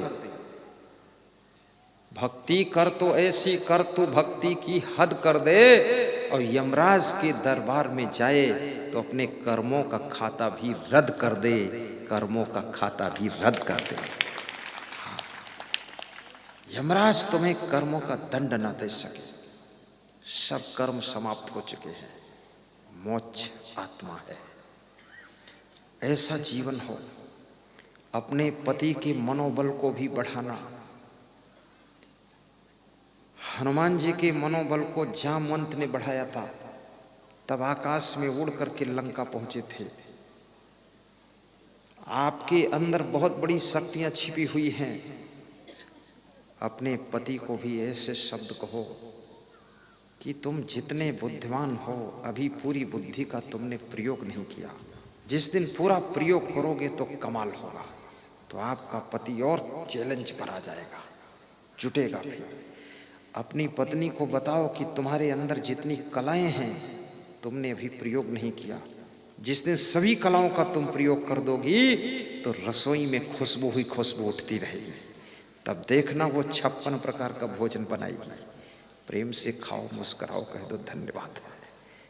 ऐसा एक दूसरे की प्रशंसा भी करना। और यदि तुम्हारी कोई कमी बताए तो उसको ध्यान से सुनना और उस कमी को दूर करना। क्योंकि अगर किसी ने बताया है कि तुम्हारी नाव में छेद है तो तुम कहो हम नहीं सुनते तुम्हारी बात, चुप रहो तुम। अरे चुप नहीं रहे नाव डूब जाएगी। वो छेद को बंद कर लो फिर नाव चालू करो। तुम्हारी नाव में छेद बताने वाले को तुम धन्यवाद दीजिए। तुम्हारी जिंदगी की कमी बताने वाले को धन्यवाद दीजिए और अपनी कमी को दूर करके और सबसे ऊंची छलांग लीजिए। अपनी कमियों को दूर करिए। क्योंकि मनुष्य पीछे क्यों रह जाता है? क्योंकि उसमें कोई कमी रहती है, त्रुटि रहती है, भूल रहती है। उसको मिटाइए और आगे बढ़िए। उन्नति का रास्ता खोलिए। एक आदमी गुब्बारा बेच रहा था। जब उसके गुब्बारा कम बिकते थे तो 2-3 गुब्बारे आकाश में उड़ा देता था। गुब्बारा बेचने वाले की उम्र 60-70 साल थी। तो बच्चे आकाश में उड़ते हुए रंग बिरंगे गुब्बारों को देखकर मचल जाते थे कि मैं भी गुब्बारा लूंगा, पापा मैं भी लूंगा। तो गुब्बारा वाले के पास में भीड़ हो जाती थी और खूब बिकते थे गुब्बारे। तो एक बालक मचल गया और अपने पिता से बोला मैं भी गुब्बारा लूंगा। वहां गया तो उसने गुब्बारा वाले का कुर्ता खींचा नीचे को। वो लंबा कुर्ता पहना था।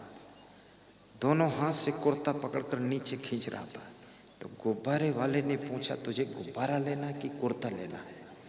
कुर्ता क्यों खींच रहा है? उसने कहा गुब्बारा भी लेना है और बात भी करनी है। और तुम इतने लंबे हो, मैं छोटा हूं तो तुम देख नहीं रहे, इसलिए कुर्ता खींच रहा हूं ताकि नीचे देखो। बोले क्या बात करना तुझे? 7-8 साल का बालक है। उसने कहा मैं ये पूछ रहा हूँ, ये लाल और सफेद रंग का गुब्बारा आकाश में उड़ रहा है, तो क्या काले रंग का भी उड़ सकता, हरे रंग का भी उड़ सकता है? तो गुब्बारा बेचने वाले ने कहा कि गुब्बारा रंग से नहीं उड़ रहा है, गुब्बारा के भीतर हीलियम गैस भरी गई है इसलिए उड़ रहा है। तो बोले जिस रंग के गुब्बारा में हीलियम गैस भर दी जाए वो रंग का उड़ सकता? बोले सभी उड़ सकते हैं। तो उस 7 वर्ष के बालक ने कहा कि मैं आपसे यही पूछना चाहता हूं कि गुब्बारा कितने दिनों से बेच रहे हो? बोले 50 साल से बेच रहा हूं। बोले तुम्हारे बाप क्या करते थे? बोले वो भी गुब्बारा बेचते थे। बोले जब हर कलर का गुब्बारा हीलियम गैस भरने से आकाश में उड़ सकता है तो हर आदमी भी ऊंचाई पर उठ सकता है। तो 2 पीढ़ी से तुम गुब्बारा ही बेच रहे हो, कुछ और काम क्यों नहीं कर पा रहे हो? ये बात कही उस बालक ने।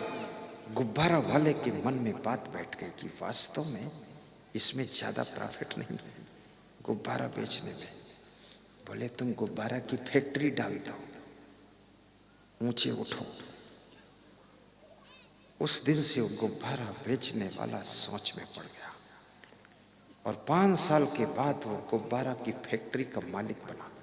याद रखना, शब्दों में शक्ति होती है, शब्दों में ताकत होती है। अगर आपके पास में कोई ऐसा व्यक्ति शब्द बोलने वाला है जो आपके मनोबल को, आत्मबल को बढ़ा देता है, तो याद रखना तुम जितनी ऊंची छलांग नहीं ले सकते थे उससे भी ऊंची छलांग ले सकोगे।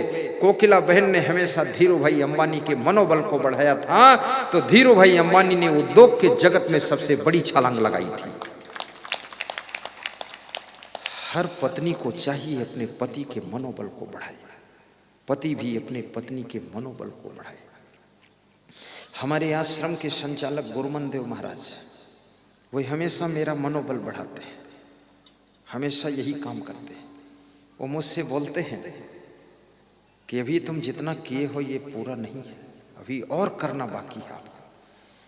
वो कहते हैं जितना तुम्हारे अंदर ऊर्जा है, ताकत है, बुद्धि है, उतना अभी तुम कर ही नहीं पाए हो, उसका चौथाई हुआ है, अभी और जुटो, संघर्ष करो, आगे बढ़ो।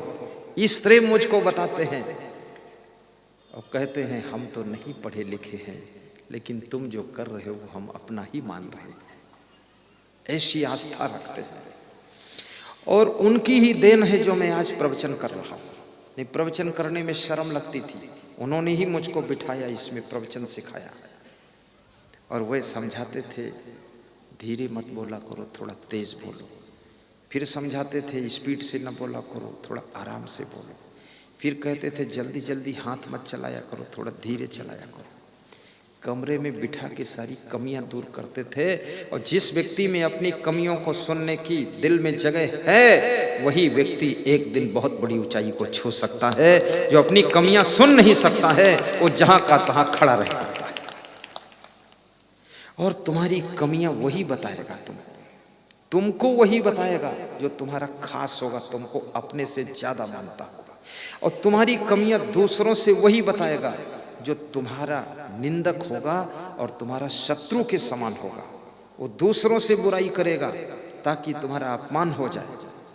और तुमसे अगर कोई कमी सुना रहा है तो इसलिए सुना रहा कि मेरे प्रेमी की कमी दूर हो जाए, ताकि इसका सब जगह बहुत बड़ा सम्मान हो जाए, इसलिए वो कमियां। इसलिए माँ बाप, सास ससुर अपने बेटे बहू बेटी की कमियों को बताते हैं तो बेटे बहू बेटी सब नाराज हो जाते हैं। कहते जब देखो तब तिकड़म बताते रहते हैं, जब देखो तब कमी बताते हैं, सब हमारे में कमी ही कमी है, तुम रह दो बताने को, हम नहीं सुनते। लेकिन सुनिए, उससे तुम बहुत महान बनोगे, आगे बढ़ोगे, प्रगति करोगे, धनवान बनोगे, सम्मान पाओगे, सुख मिलेगा, शांति मिलेगी। आपने देखा होगा जो शीशी होती टॉनिक की, उसमें ढक्कन लगी होती जिसको डांट कहते हैं। जिसमें डांट अच्छी लगी है उसका सिरप सुरक्षित रहता है, और जिसकी डांट कमजोर है वो सिरप बाहर बह जाता है। तो यदि आपके ऊपर डांट अच्छी लगी है किसी की, तो आपके संस्कारों का सिरप सुरक्षित रहेगा। अगर डांट कमजोर लगी है तो आपके संस्कार इधर उधर बिखर जाएंगे। इसलिए डांट भी लगनी चाहिए। पर ये भी याद रखना, परस्पर प्रेम भी रखना। 2.5 अक्षर प्रेम का पढ़े सो पंडित होए, पोथी पढ़ी पढ़ी जग मुआ पंडित हुआ न कोई। पोथियां पढ़ने से कोई पंडित नहीं होता है, आपस में प्रेम से रहने से पंडित होता है। गुरु से भी प्रेम रखो, 1000 कोस पर हो कोई बात नहीं है, मन से उनको याद करो, बिल्कुल निकट है। पति से भी प्रेम रखिए, अपनी पत्नी से भी प्रेम रखिए, बेटा बेटी सास ससुर से भी प्रेम कीजिए। जो तुमसे बड़े हैं उनके चरण छूकर प्रणाम कीजिए, उनको ढोक दीजिए, नम्रता सीखिए और प्रसन्न होकर के सभी कार्य कीजिए। अपनी जिम्मेदारियों में आलस्य मत कीजिए। साथ साथ में आत्मा की शांति के लिए स्वाध्याय भी कीजिए। थोड़ा धार्मिक ग्रंथों को पढ़िए, सद ग्रंथों को पढ़िए, भ्रम ग्रंथों को मत पढ़िए। भ्रम ग्रंथ उसे कहते हैं जिसको पढ़ करके सत्य का लापता हो जाए, वो भ्रम ग्रंथ है, भ्रम पैदा हो जाए। और धर्म ग्रंथ वो है जैसे रामायण धर्म ग्रंथ, गीता धर्म ग्रंथ, महाभारत भागवत धर्म ग्रंथ। ये बीजक सद ग्रंथ है जिसमें सब कोई कहानी नहीं है, केवल सच्ची सच्ची तुम्हारी जिंदगानी है, वो सदग्रंथ होता है। सदग्रंथ भी पढ़िए और पढ़ करके सत्य स्वरूप आत्मा को समझिए। तुम्हारे शरीर की मृत्यु होने से भी तुम्हारी मृत्यु नहीं होती है। तुम अमर आत्मा हो, तुम शरीर नहीं हो। शरीर बहुत बार मर चुका है, फिर भी तुम नहीं मरे हो, तुम्हारा फिर से जन्म होता है। ये आत्मा पाठ से शरीर छोड़ करके पड़ोस केल गांव में जन्म ले लेती है, केल गांव में देह त्याग करके फिर से पाट गांव में आ जाती है। गुजरात से छोड़ करके राजस्थान में जन्म हो जाता है। आत्मा की मृत्यु कभी नहीं होती है। आत्मा स्त्री पुरुष भी नहीं है। आज जो नारी के रूप में बैठे हो, अगले जन्म में तुम पुरुष बनकर बैठ सकते हो। इसलिए किसी पुरुष को अपनी पत्नी को सताना नहीं चाहिए, अन्यथा अगले जन्म में तुम पत्नी बनोगे, वो पति बनेगा, तब तुमको रगड़ के चटनी बनाएगी। इसलिए उसको सताइए मत, फिर तुम ऐसी साड़ी पहनकर इस टाइप से इधर बैठोगे। प्रेम रखिए और अपने पति को भी मत दुखाइए, नहीं तो अगले जन्म में तुम्हारा जो पति है ना, वो तुम्हारे जैसी पत्नी बनकर आएगा, तुमको हैरान करेगा, बहुत दुख देगा। दुख मत दीजिए, सुख बांटिए, आनंद मनाइए। जिंदगी एक उत्सव है, उदासी में मत जियो, निराश होकर मत जियो। और अपने बिजनेस को भी ठीक से संभालिए, राजनीति को भी ठीक से कीजिए। जिस कार्य में, जिस फील्ड में उतरो उसमें चमत्कार कीजिए, ढीले ढाले मत रहिए। राजनीति में स्पीच भी अच्छी दीजिए और काम भी अच्छा कीजिए। एक्टिव पर्सन रहिए, डेड बॉडी मत बनिए। राजनीति में कैसे भाषण करना चाहिए 1 मिनट में सिखा देता हूं। ऐसे भाषण करना चाहिए कि गुजरात की धरती जितना धन्य है और गुजरात के लोग, भाइयों बहनों, ये मेरे दिल में निवास करते हैं और मैं इनका सबका सेवक हूं, ये बोलना चाहिए राजनीति में। हाँ, अगर तुम्हारी पार्टी हार गई है तो उसका भाषण अलग है, दूसरी पार्टी है उसका भाषण। तुम हारी हुई पार्टी की यदि हो और दूसरी पार्टी की सरकार है तो ऐसे बोलिए। ये सड़कों के गड्ढे देख करके मेरे दिल में इतनी पीड़ा होती है। कब मुझे अवसर मिलेगा ये गड्ढे सब मिटा दूं, लेकिन गड्ढे में तब मिटा पाऊंगा जब गड्ढे बनाने वालों को तुम मिटा दोगे, तब हम गड्ढे मिटा देंगे। ऐसा भाषण करो। और यदि तुम्हारी सरकार है तो फिर भाषण बदल दो। तो ऐसा बोलो कि भाइयों बहनों, ये भारत देश सोने की चिड़िया था और इसको फिर से सोने की चिड़िया ही बनाना है। और इस देश के लोग देवी देवता से कम नहीं है। और तुम्हारी जितनी अपेक्षाएं हैं वह सब मैं पूरी करूंगा। ये धीरे धीरे सब रोड बना दूंगा और धीरे धीरे कच्चा घर किसी का नहीं रहेगा, सबका छत वाला घर बना दूंगा। तुम चिंता मत करो, मैं जिंदा बैठा हूं, ऐसा बोलना शुरू करो। हाँ, ये सब तरीका है भाषण देने का। मैं राजनेता नहीं हूं, पर सिखाता हूं आपको। और जब जीत जाओ, पार्टी जीत जाए, तो क्या करना चाहिए? पहले धन्यवाद यात्रा निकालिए गांव गांव में। धन्यवाद यात्रा, सबको धन्यवाद देने पहुंचो। फिर 2 महीने बाद फिर समस्या समाधान यात्रा निकालिए और सबको बताइए, जनता को, जिसकी जो समस्या है पर्ची में लिखो। और जिस जिले में यात्रा पहुंचे वहां के collector, deputy collector, additional collector, SP, DYSP, additional SP, tehsildar, kanungo, patwari, सब साथ में रहें यात्रा में। और यात्रा में 50 गांव के बीच में एक जगह 1 घंटे यात्रा रोक दीजिए, जहां बड़ी फील्ड हो। तो जैसे बारात में काउंटर लगते हैं ना भोजन खाने के लिए, ऐसे सब अफसरों के काउंटर लगा दीजिए और समस्या पूछिए, क्या समस्या है, लिखित लाइए। और जिसकी समस्या जिस विभाग की, उस काउंटर पर पहुंचो और वहां से समस्या की पर्ची जमा करके अपनी पावती प्राप्त करो कि मैंने समस्या की पर्ची जमा किया है। वहां से पावती मिलेगी। और यदि आपकी समस्या का समाधान न हो तो पावती ले करके मेरे यहाँ रजिस्ट्री कीजिए मुख्यमंत्री निवास में। फिर जिस अफसर के पास वो रसीद जमा है, तुम्हारी समस्या की पर्ची, उसने बीच में गायब किया है, उसको बुलाया जाएगा। क्यों? तहसीलदार जी, ये समस्या किसान की थी, इसकी पावती कटी है, इसकी पर्ची कहाँ गायब है? आज तक समाधान नहीं हुआ। क्यों तहसीलदार, तुम कहाँ सो रहे थे? दिमाग खराब करते दूसरे को, मुझे हराना है क्या? इतने किसान प्यारे लोग, सब ऐसी बात करो।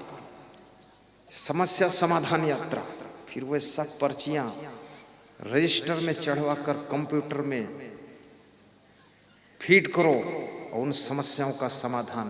तो लगभग 80% समस्याएं सबकी एक जैसी होंगी, एक साथ समाधान होगा, उसका कानून बनाइए। 20% समस्याएं अलग अलग टाइप की होंगी, उनका अधिक से अधिक समाधान करो। फिर 1 साल बाद यात्रा निकालो कि समस्या के समाधान में सफलता यात्रा है, कितनी सफलता मिली। उनको फिर मुंह छिपा कर मत घूमो, गायब मत हो जाओ, मिलो जा करके। इधर उधर मुंह छिपाओगे तो अगली बार वोट नहीं पाओगे, भले काम हो ना हो। और ये भी कहो, मैं तुम सब के लिए ये जान देने को तैयार हूं, पर दूंगा कभी नहीं। हाँ, और मेरा एक ही खून का कतरा तुम्हारी सेवा में लगेगा, और सारा खून अपने शरीर में रखो। जनता के लोग तुमसे मिल लेंगे, उसी में खुश हो जाएंगे। और हंस करके मिलो, खुश होकर के मिलो। 10-20 हजार लोगों के नाम याद रखो, बीच भीड़ से बुला लो, एक किशोर भाई इधर आओ, उसका दिल भर जाएगा कि हमने इनके लिए कुछ किया है तो हमको भूले नहीं। इस तरह से राजनीति में सफलता पाना। और बिजनेस में सफलता के लिए स्वभाव को हंसमुख बनाइए,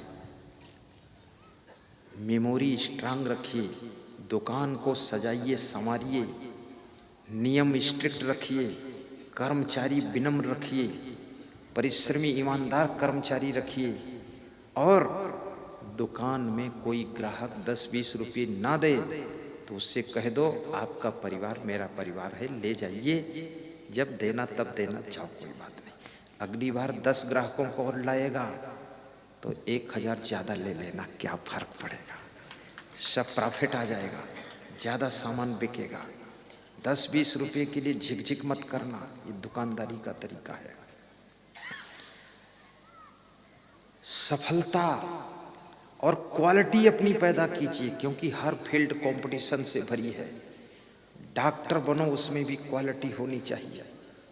साधु बनो, उसमें भी क्वालिटी होनी चाहिए। टीचर बनो, क्वालिटी होनी चाहिए। और नेता बनो, उसमें क्वालिटी होनी चाहिए, अन्यथा आगे नहीं बढ़ पाओगे। अपने आप को सुधारिए, ठीक कीजिए, क्वालिटी पैदा कीजिए। अगर आप में क्वालिटी है तो आप दुनिया के किसी कोने में हैं, वहां से आपको ढूंढ कर निकाल लिया जाएगा। और क्वालिटी नहीं है तो आप उसी गांव में रहते हो, आपको अलग डाल दिया जाएगा, आपके पास कोई नहीं आएगा। इसलिए क्वालिटी भी हो, बोलने की कला भी हो, सुनने की भी कला हो, प्रेम करने की कला हो, गम खाने की कला हो। बड़बड़ बड़बड़ मत करते रहो, किसी की सुनो भी। सहनशीलता की कला हो, स्वागत करने की कला हो। एक बहुत बड़े सांसद के यहाँ मैं गया था तो 10 दिन उसके यहाँ रहा, उसमें क्वालिटी थी। तो मेरे से कहता था, गुरुजी शांति के लिए सांसद बनना कोई जरूरी थोड़े है। तो हमने कहा बिल्कुल जरूरी नहीं है। तो बोले मैं सांसद हूँ, मेरी पत्नी विधायिका है, पर मुझे नहीं लगता कि शांति के लिए जरूरी है विधायिका बनना, शांति तो ऐसे मिल जाएगी। तो मैं पार्टी की हाई कमान से मिला नहीं हूँ 4 साल से, तो मिलूं कि ना मिलूं? चाणक्य नीति में लिखा है मिलना चाहिए।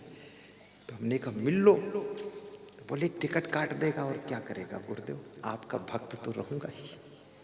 10 दिन साथ रहा, उसके घर रहा मैं। फिर बोला 10वें दिन, गुरुजी एक बात बताओ, हमारे में कहीं भी कोई कमी हो, गलती हो, उसको बताओ, सुधार करो। मैंने कहा ये कितना महान व्यक्ति, इतना बड़ा सांसद है, पत्नी विधायिका है, वो कमी पूछ रहा हमसे। ये तो बहुत कम लोग पूछते हैं अपनी कमी। तो हमने कहा कमी और कोई नहीं है, जनता के लोग मिलने आया करें तो उलझा ना करो, हा हा हा हा हंसा करो, सबसे मिल लिया करो। बोले हाँ ये थोड़ा कमी है, मैं थोड़ा उलझ जाता हूँ। हमने कहा उलझना नहीं चाहिए। बोले सब घेर लेते हैं 200 लोग हमको, अपना अपना बताते हैं। तो हमने कहा जोर से हंसा करो, ताली बजाता ये करो, ठहाका मार दिया करो और कह दिया करो पहले पानी पियो फिर काम बताओ हमें, और चुपचाप निकल कर बाथरूम में मुंह धो करके फिर आ जाया करो। उलझना नहीं चाहिए। लोग प्रेम से मिलने आते हैं, उनको प्रेम से मिल लो। कभी कभी हमको लोग घेरते हैं 100-200 लोग। कोई कहता कंठी माला दीजिए, कोई कहता गुरुजी हमारी सुन लीजिए, कोई कहता जल्दी है चल दीजिए, कोई बोलता हमारी गाड़ी में बैठ लीजिए, और कोई बोलता है अरे हमने ये फल दिया है इसको ले लीजिए, कोई बोलता है अभी खा लीजिए। तो मैं सबकी तरफ देखता हूँ, मुस्कुराता हूँ, हंसता हूँ। संत से 5, 6, 7 संत रहता हमारे आसपास, वो फट से चम्मच ले आता, खट से थोड़ा खा लेता हूँ। कोई बोलता है ये पकड़ो दक्षिणा, कपड़ा लाया तुम्हारे लिए। तो संत को बोलता है इसमें लिखो कपड़ा ये राजू भाई की ओर से है, महाराष्ट्र वाले गुरु जी के लिए है, रख देना, मुझे काट के पहनाना। बोले ठीक है। सेटिंग तुरंत फटाफट, और फिर ताली मारता हूँ और हंसता हूँ, जय हो आनंद है। जब ये कहता हूँ तो सब भूल जाते हैं लोग हम क्या कहने आए हैं, और मैं निकल पड़ता हूँ। उसमें उलझोगे। मेरे पास लोग हंसने के लिए आए हैं, खुश होने के लिए आए हैं, हमारी मुस्कान देखने आए हैं, गुरु जी का प्रेम लेने आए हैं। और क्यों आए हैं? दुनिया का दुखी आत्मा गुरु के चरणों में जाता है कि गुरुदेव थोड़ा हंस देंगे तो मेरी टेंशन भी कम हो जाएगी, इसलिए आता है। इसलिए खुश रहना चाहिए। और अपने गांव में, अपने क्षेत्र में भी गुरु जी को बुलाकर सत्संग भी कराना चाहिए, ताकि वो क्षेत्र सुधर जाए, उधर के लोगों का कल्याण हो। एक बार कम से कम जलते हुए दीपक से बुझे दीपक का संपर्क हो जाए तो वो भी जल जाए तो और बुझे हुए दीपकों को जला देगा। अभी एक सज्जन बता रहे थे कि आपका प्रवचन भी सुनता हूं, उसके बाद उसको शेयर भी करता हूं रोज। वो राजू भाई खड़े हो, हाँ, ये याद आ गया, ये महाराष्ट्र सीरपुर तालुका से हैं। ये कह रहे थे सुबह सुबह जाता हूं तो 100 लोगों को कम से कम शेयर कर देता हूं प्रवचन, और सुनता हूं तो साथ में जो वाक करते हैं हमारे साथ वो भी सुनते हैं थोड़ा थोड़ा। कहते ये क्या सुन रहे हो? तो बताता हूं असंग देव की वाणी है, तो वो भी सुनना शुरू करते हैं। प्रचारक भक्त बनो, सुनो और सुनाओ, दूसरों का भी कल्याण करो और कभी दुखी न हुआ करो। ये संसार में उतार चढ़ाव हमेशा होता है, मिलन वियोग होता है, हानि लाभ होता है, अपने पराये हो जाते हैं, पराये अपने बन जाते हैं। दुखी मत होना, जो भी भाग्य से मिला है हंसते हंसते स्वीकार करना और उसी में आनंद मना लेना।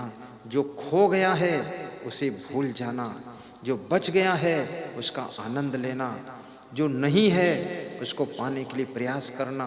प्रयास से भी नहीं मिल रहा है तो उसका त्याग कर देना और अपने जिंदगी को धन्य बनाना। ऐसे रहना। अब सत्संग धीरे धीरे विराम की ओर जाएगा। तो आज का प्रसंग है ना हरि भजस न आदत छूटी। अपनी उन आदतों को छोड़ देना जिन आदतों से तुम्हारा विकास रुका हुआ है, जिन आदतों के कारण तुम्हारा सम्मान रुका हुआ है, जिन आदतों के कारण तुम धनहीन होते जा रहे हो, जिन आदतों के कारण तुम्हारा शरीर कमजोर होता जा रहा है, जिन आदतों के कारण तुम अच्छी सभा में बैठने लायक नहीं हो, उन सब आदतों को छोड़ देना। जिन आदतों की वजह से घर में कलेश होता है उसका त्याग करना, जिन आदतों के कारण फिजूल खर्ची हो रही उनका त्याग करना, और जिन आदतों के कारण तुम्हारे घर में अशांति रहती उन आदतों को त्याग करना, और ऐसी आदत बनाना जिस आदत के कारण तुम्हारे घर का उत्थान हो, मन को शांति हो और परिवार में उन्नति हो। ऐसी आदतों को निर्मित करना। अच्छी आदतें आपकी जिंदगी को धन्य बनाती हैं और बुरी आदतें आपकी जिंदगी को नीचे गिराती हैं। अच्छी आदतें, सत्संग सुनने की आदत बनाना। एक विधायक कह रहा था रोज सत्संग सुनता हूं।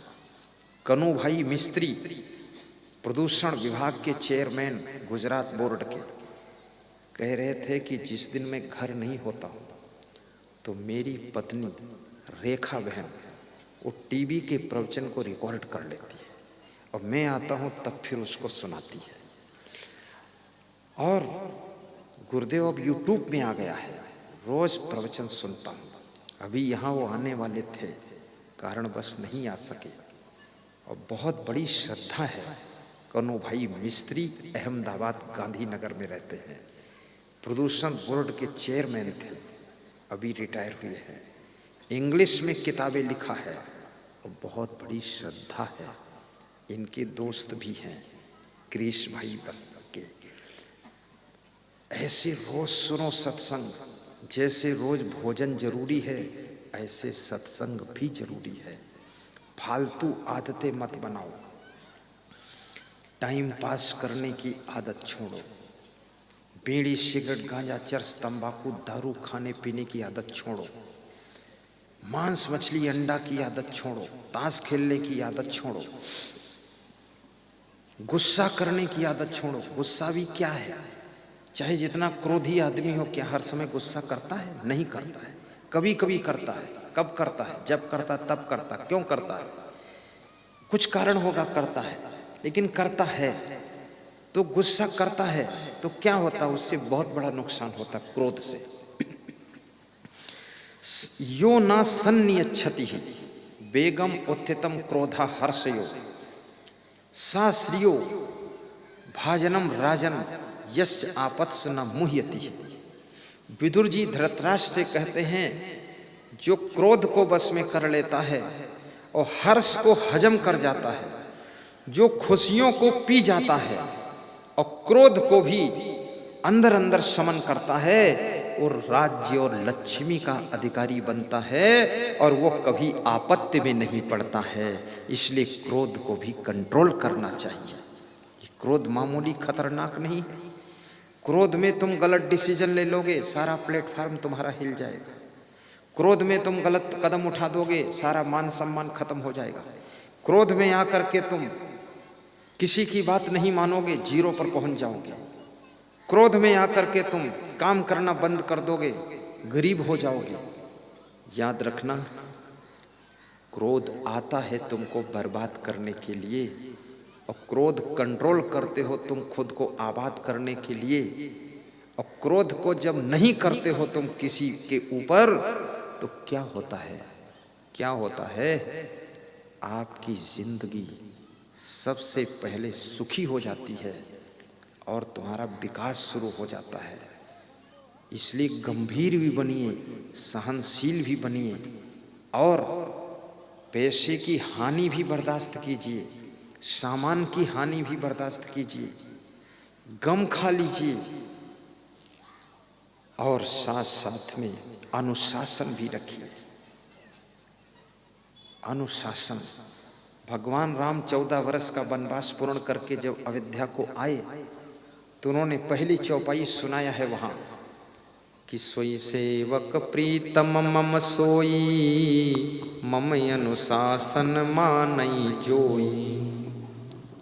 हनुमान जी दंग रह गए। राम का बड़ा कड़ा अनुशासन था, छोटा मोटा अनुशासन राम का नहीं था। इतने उनके साथ बंदर थे, रीछ थे, भालू थे, जंगली लोग थे, उदंड थे, प्रचंड थे, दबंग थे, सब लोग थे, लेकिन कोई चूमू नहीं करता था, सब शांत बैठे रहते थे। ये राम का प्रेम भरा अनुशासन था, बहुत बड़ा अनुशासन था। अनुशासन विहीन व्यक्ति थोड़े भगवान बन सकता है, वो महान कहाँ बन सकता है? जिस आश्रम में अनुशासन नहीं होगा उस आश्रम के सब साधु लफंगे हो जाएंगे। जिस घर में अनुशासन नहीं होगा घर के बेटे बहू सब लफंगे हो जाएंगे। और जिस फैक्ट्री में अनुशासन नहीं होगा कर्मचारी सब चट्टा हो जाएंगे, सब फैक्ट्री खत्म कर देंगे। और जिस व्यक्ति के पास अनुशासन नहीं होगा ये खुद ही बर्बाद हो जाएगा। इसलिए संत में भी अनुशासन होना चाहिए। अनुशासन उन्नति कराता है, अनुशासन महान बनाता है। खुद नियंत्रण में रहो। अभी एक कुकर दान दिया है मूलधर से मान श्री नरेश साहब जी ने हमारे भंडारियों के लिए। वो हमारे भंडारी साहब ने मंगाया है 20 लीटर का कुकर। तो मैंने आज सवेरे उससे पूछा तुमने क्यों मंगाया? मैं पूछता हूँ क्यों मंगाया? तो बोला कि वो छोले बनाते थे उसमें 2 घंटे में पकते थे छोले भगोना में। तो हमने कहा इसमें? तो बोला इसमें 10 मिनट में फाइनल होगा। तो हमने कहा तो ठीक है, बहुत अच्छा है, लेकिन केयर रखना इसको टूटने फूटने ना पाए। तो बोला ठीक है। तो फिर मैं विचार किया कि वही छोला है, वही पानी है, वही चूल्हा है, वही गैस है, बनाने वाला वही है, जगह वही है, लेकिन केवल बर्तन बदला है। भगोना में बनाता है तो 2 घंटे में छोला पकता है और कुकर में बनाता है तो 10 मिनट में पक जाता है। तो ये बर्तन की क्या चमत्कारी है, क्या चमत्कारी है? क्यों इतना जल्दी कुकर में पकता है? उसका कारण है, रीजन है, क्या है? भगोना में स्टीम बाहर निकलती रहती है और कुकर में स्टीम कंट्रोल हो जाती है। कुकर में स्टीम कंट्रोल होती है और भगोना में स्टीम बाहर फेंकती रहती है। तो जिसमें स्टीम निकलती रहती है वो 2 घंटे में उसमें छोले पकते हैं, और जिसमें स्टीम कंट्रोल होती है उसका नाम कुकर है, उसमें वही छोले 10 मिनट में पक जाते हैं। याद रखना, जो अपनी शक्तियों को कंट्रोल रखता है वो 10 मिनट में ही सफलता पाता है, और जो कंट्रोल नहीं रखता है वो जिंदगी भर खोपड़ी लड़ाता है। इसलिए अपनी शक्तियों को कंट्रोल कीजिए। ये कुकर पर भी सत्संग मुझे याद आया।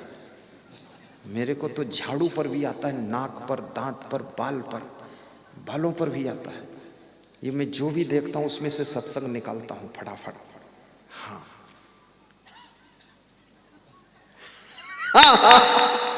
ये जो आदमी के खोपड़ी में बाल होते ना, ये पुरुष की खोपड़ी में तो खैर छोटे होते हैं, ये महिलाओं के सिर में बहुत बड़े बड़े बाल होते हैं और सब बालों का कमाल होता है।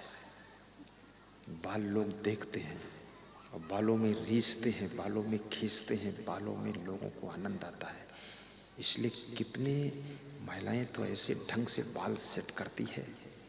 बहुत बुद्धिमान है महिला, छोटी मोटी बुद्धिमान है। हाँ, थोड़ा आगे काट देती है, बाल लटकता रहता है। और फिर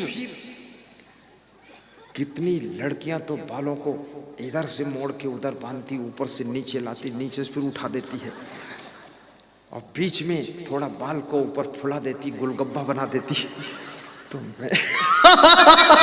तो मैं सोचता हूँ है तो दिमाग बहुत, लेकिन पूरा दिमाग खोपड़ी में ही लगा रही है। कुछ और करना है कि नहीं करना, इतना करती है। लेकिन जिन बालों को इतना तुम प्रेम करते हो, बालों से सत्संग मैंने निकाला है, तो जिस बाल को कंघा मिल रहा है, शैम्पू मिल रहा है, साबुन मिल रही है, सम्मान हो रहा है, बाल धोए जा रहे हैं, बालों में तेल लगाया जा रहा है, बाल बांधे जा रहे हैं, बाल मोड़े जा रहे हैं, बाल झुकाए जा रहे हैं, बालों को लोग देखते हैं, रीसते हैं, खींचते हैं, बालों का सम्मान है, बालों का आदर है, बाल संभाले जाते हैं और बालों पे दुनिया लट्टू हो जाती है। वही बाल जब खोपड़ी से टूट करके, सिर से टूट करके भोजन की थाल में गिर जाता है, दाल में गिर जाता है, तो लोग भोजन की थाल हटा देते हैं, दाल हटा देते हैं, बाल हटा देते हैं। उस बाल से नफरत है, क्यों टूट कर गिरा है, खोपड़ी में लगा है तब तक सम्मान है। ऐसे ही सिर से टूटे हुए बाल का सम्मान खत्म हो जाता है, सिर में लगे हुए बाल का बहुत सम्मान होता है। इसी प्रकार से जो मनुष्य कोई संत शिरोमणि से, महान पुरुष के चरणों से जुड़ा रहता है तो उसका सम्मान भी बना रहता है। जब उनसे टूटकर अलग थलग गिर जाता है तो उसका सम्मान खत्म हो जाता है। इसलिए जुड़ा रहना चाहिए। ये बाल से निकाला सत्संग मैंने, ये कहीं लिखा थोड़े है, उसी में निकाल लो। अपन इतना रामायण वामायण पढ़ने का टाइम कहाँ है, और सबके बाल तो रोज ही देख रहे हैं, उसी में निकाल देता हूँ। अभी पुरुषों में बालों का फैशन इतना खतरनाक आया है, क्या बात है। मैं भी सोच रहा था ये लड़कियां इतना बाल सेटिंग कर रही, डेंटिंग कर रही, पेंटिंग कर रही, एक्टिंग कर रही, तो कुछ न कुछ लड़के लोग करेंगे जरूर। हाँ, ये चुप तो बैठेंगे नहीं, ये बिल्कुल बाजी मारेंगे। तो आजकल के लड़कों ने क्या किया है, पहले तो हिप्पी कट चला था, वो चला गया, अब ये चारों तरफ बनवा देते हैं, बिल्कुल बाईपास रोड निकाला है, और बीच में थोड़े से बाल रखते हैं, वो रुई जैसे उड़ते रहते हैं। बीच में चौराहा है, चारों तरफ बाईपास है, जिधर से मन हो क्रॉस कर जाओ, आइए श्रीमान। कितने पागल लोग हैं। इस खोपड़ी में ही उलझे हुए लोग।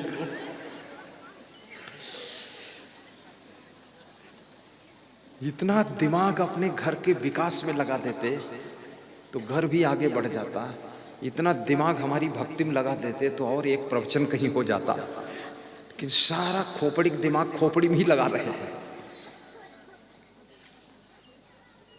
याद रखना, आपने मीराबाई को जानते हो कि नहीं? जानते हो मीराबाई? शिवरी को जानते होगे ना, रामायण की शिवरी और कृष्ण की मीरा। तो शिवरी को मरे हुए कितने वर्ष हो गए मुझे याद नहीं है। ये बात जो है त्रेता युग की है ना साहब, त्रेता युग। और मीरा की बात है द्वापर युग की, बहुत पुरानी, सब हजारों साल कितना, लेकिन अभी भी उनका नाम याद है। किसी हीरोइन के, हीरो के मरने के बाद क्या 10 साल बाद भी उसको कोई याद करता है? कोई नहीं। लेकिन मीराबाई को हजारों साल बाद भी लोग भुला ना सके।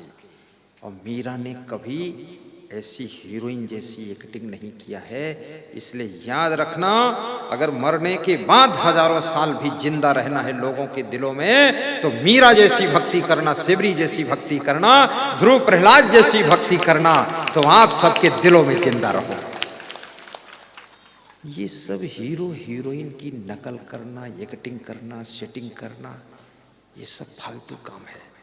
देखो, एक हीरोइन दुबई में जाकर बाथरूम के पानी में डूब के मर गई। श्रीदेवी नाम था ना उसका। इतनी दूर डूबने गई। अरे डूबना ही था तो मुझे मिल जाती और मैं उसको बता देता यहाँ नर्मदा डैम में डूब जा जाके। हाँ, पड़ोस में है, इतना दूर जाने क्या काम। ये हीरोइन बनने का नतीजा। कहाँ शांति है? भक्ति में शांति है, सत्संग में शांति है, चरित्र में शांति है। आजकल लोग टेंशन में ज्यादा क्यों हैं? 50 साल पहले गरीबी थी लेकिन फिर भी इतनी टेंशन नहीं थी। 50 साल पहले असुविधाएं थी फिर भी चिंता इतनी नहीं करते थे लोग।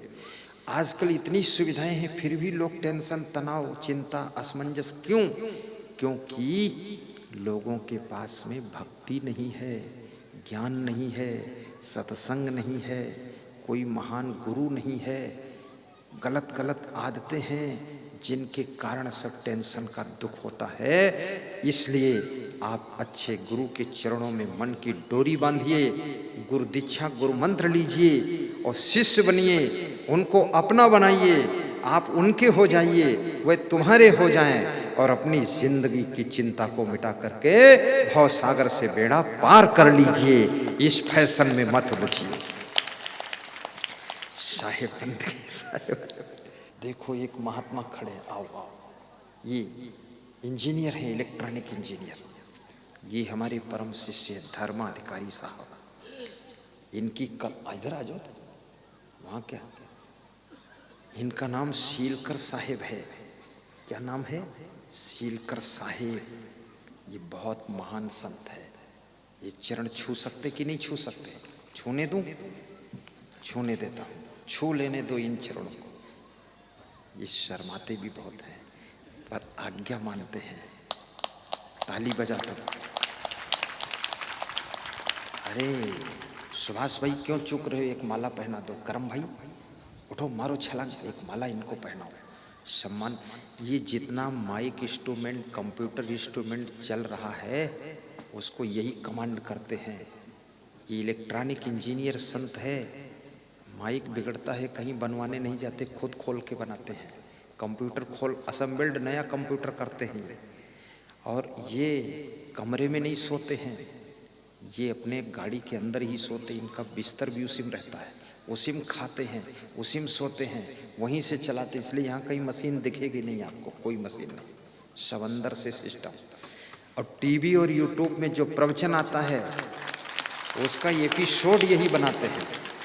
एपिसोड बनाते हैं, मिक्सिंग करते हैं, एडिटिंग करते हैं, वो सब इनका खेल है। ये साधारण संत नहीं है और ये छोटी मोटी गाड़ी नहीं चलाते हैं, ये ट्रक और बड़ी बस चलाते हैं। और भोजन भी बहुत अच्छा बनाते हैं। ये 17 प्रकार का पकवान बनाते हैं, खाते एक प्रकार का है, सब संतों को खिलाते हैं। रसोई बहुत अच्छी बनाते हैं और इनको गुस्सा भी नहीं आती है।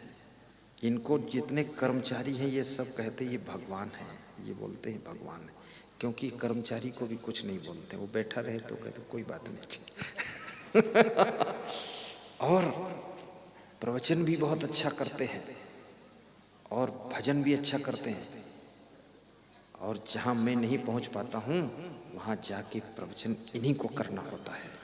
ये साधारण नहीं, ये दमादम मस्त कलंदर इनका पहला मेंबर। हाँ, शीलकर जी माला पहना दिया करम भाई, कुछ दक्षिणा उछिणा दिया कि नहीं? खाली माला, माला के साथ माल भी। हाँ, कमाल है। नहीं, पाट के लोग होशियार है। हाँ, माला पहना के दूर खड़े कि नजदीक रहोगे माल भी देना पड़ेगा।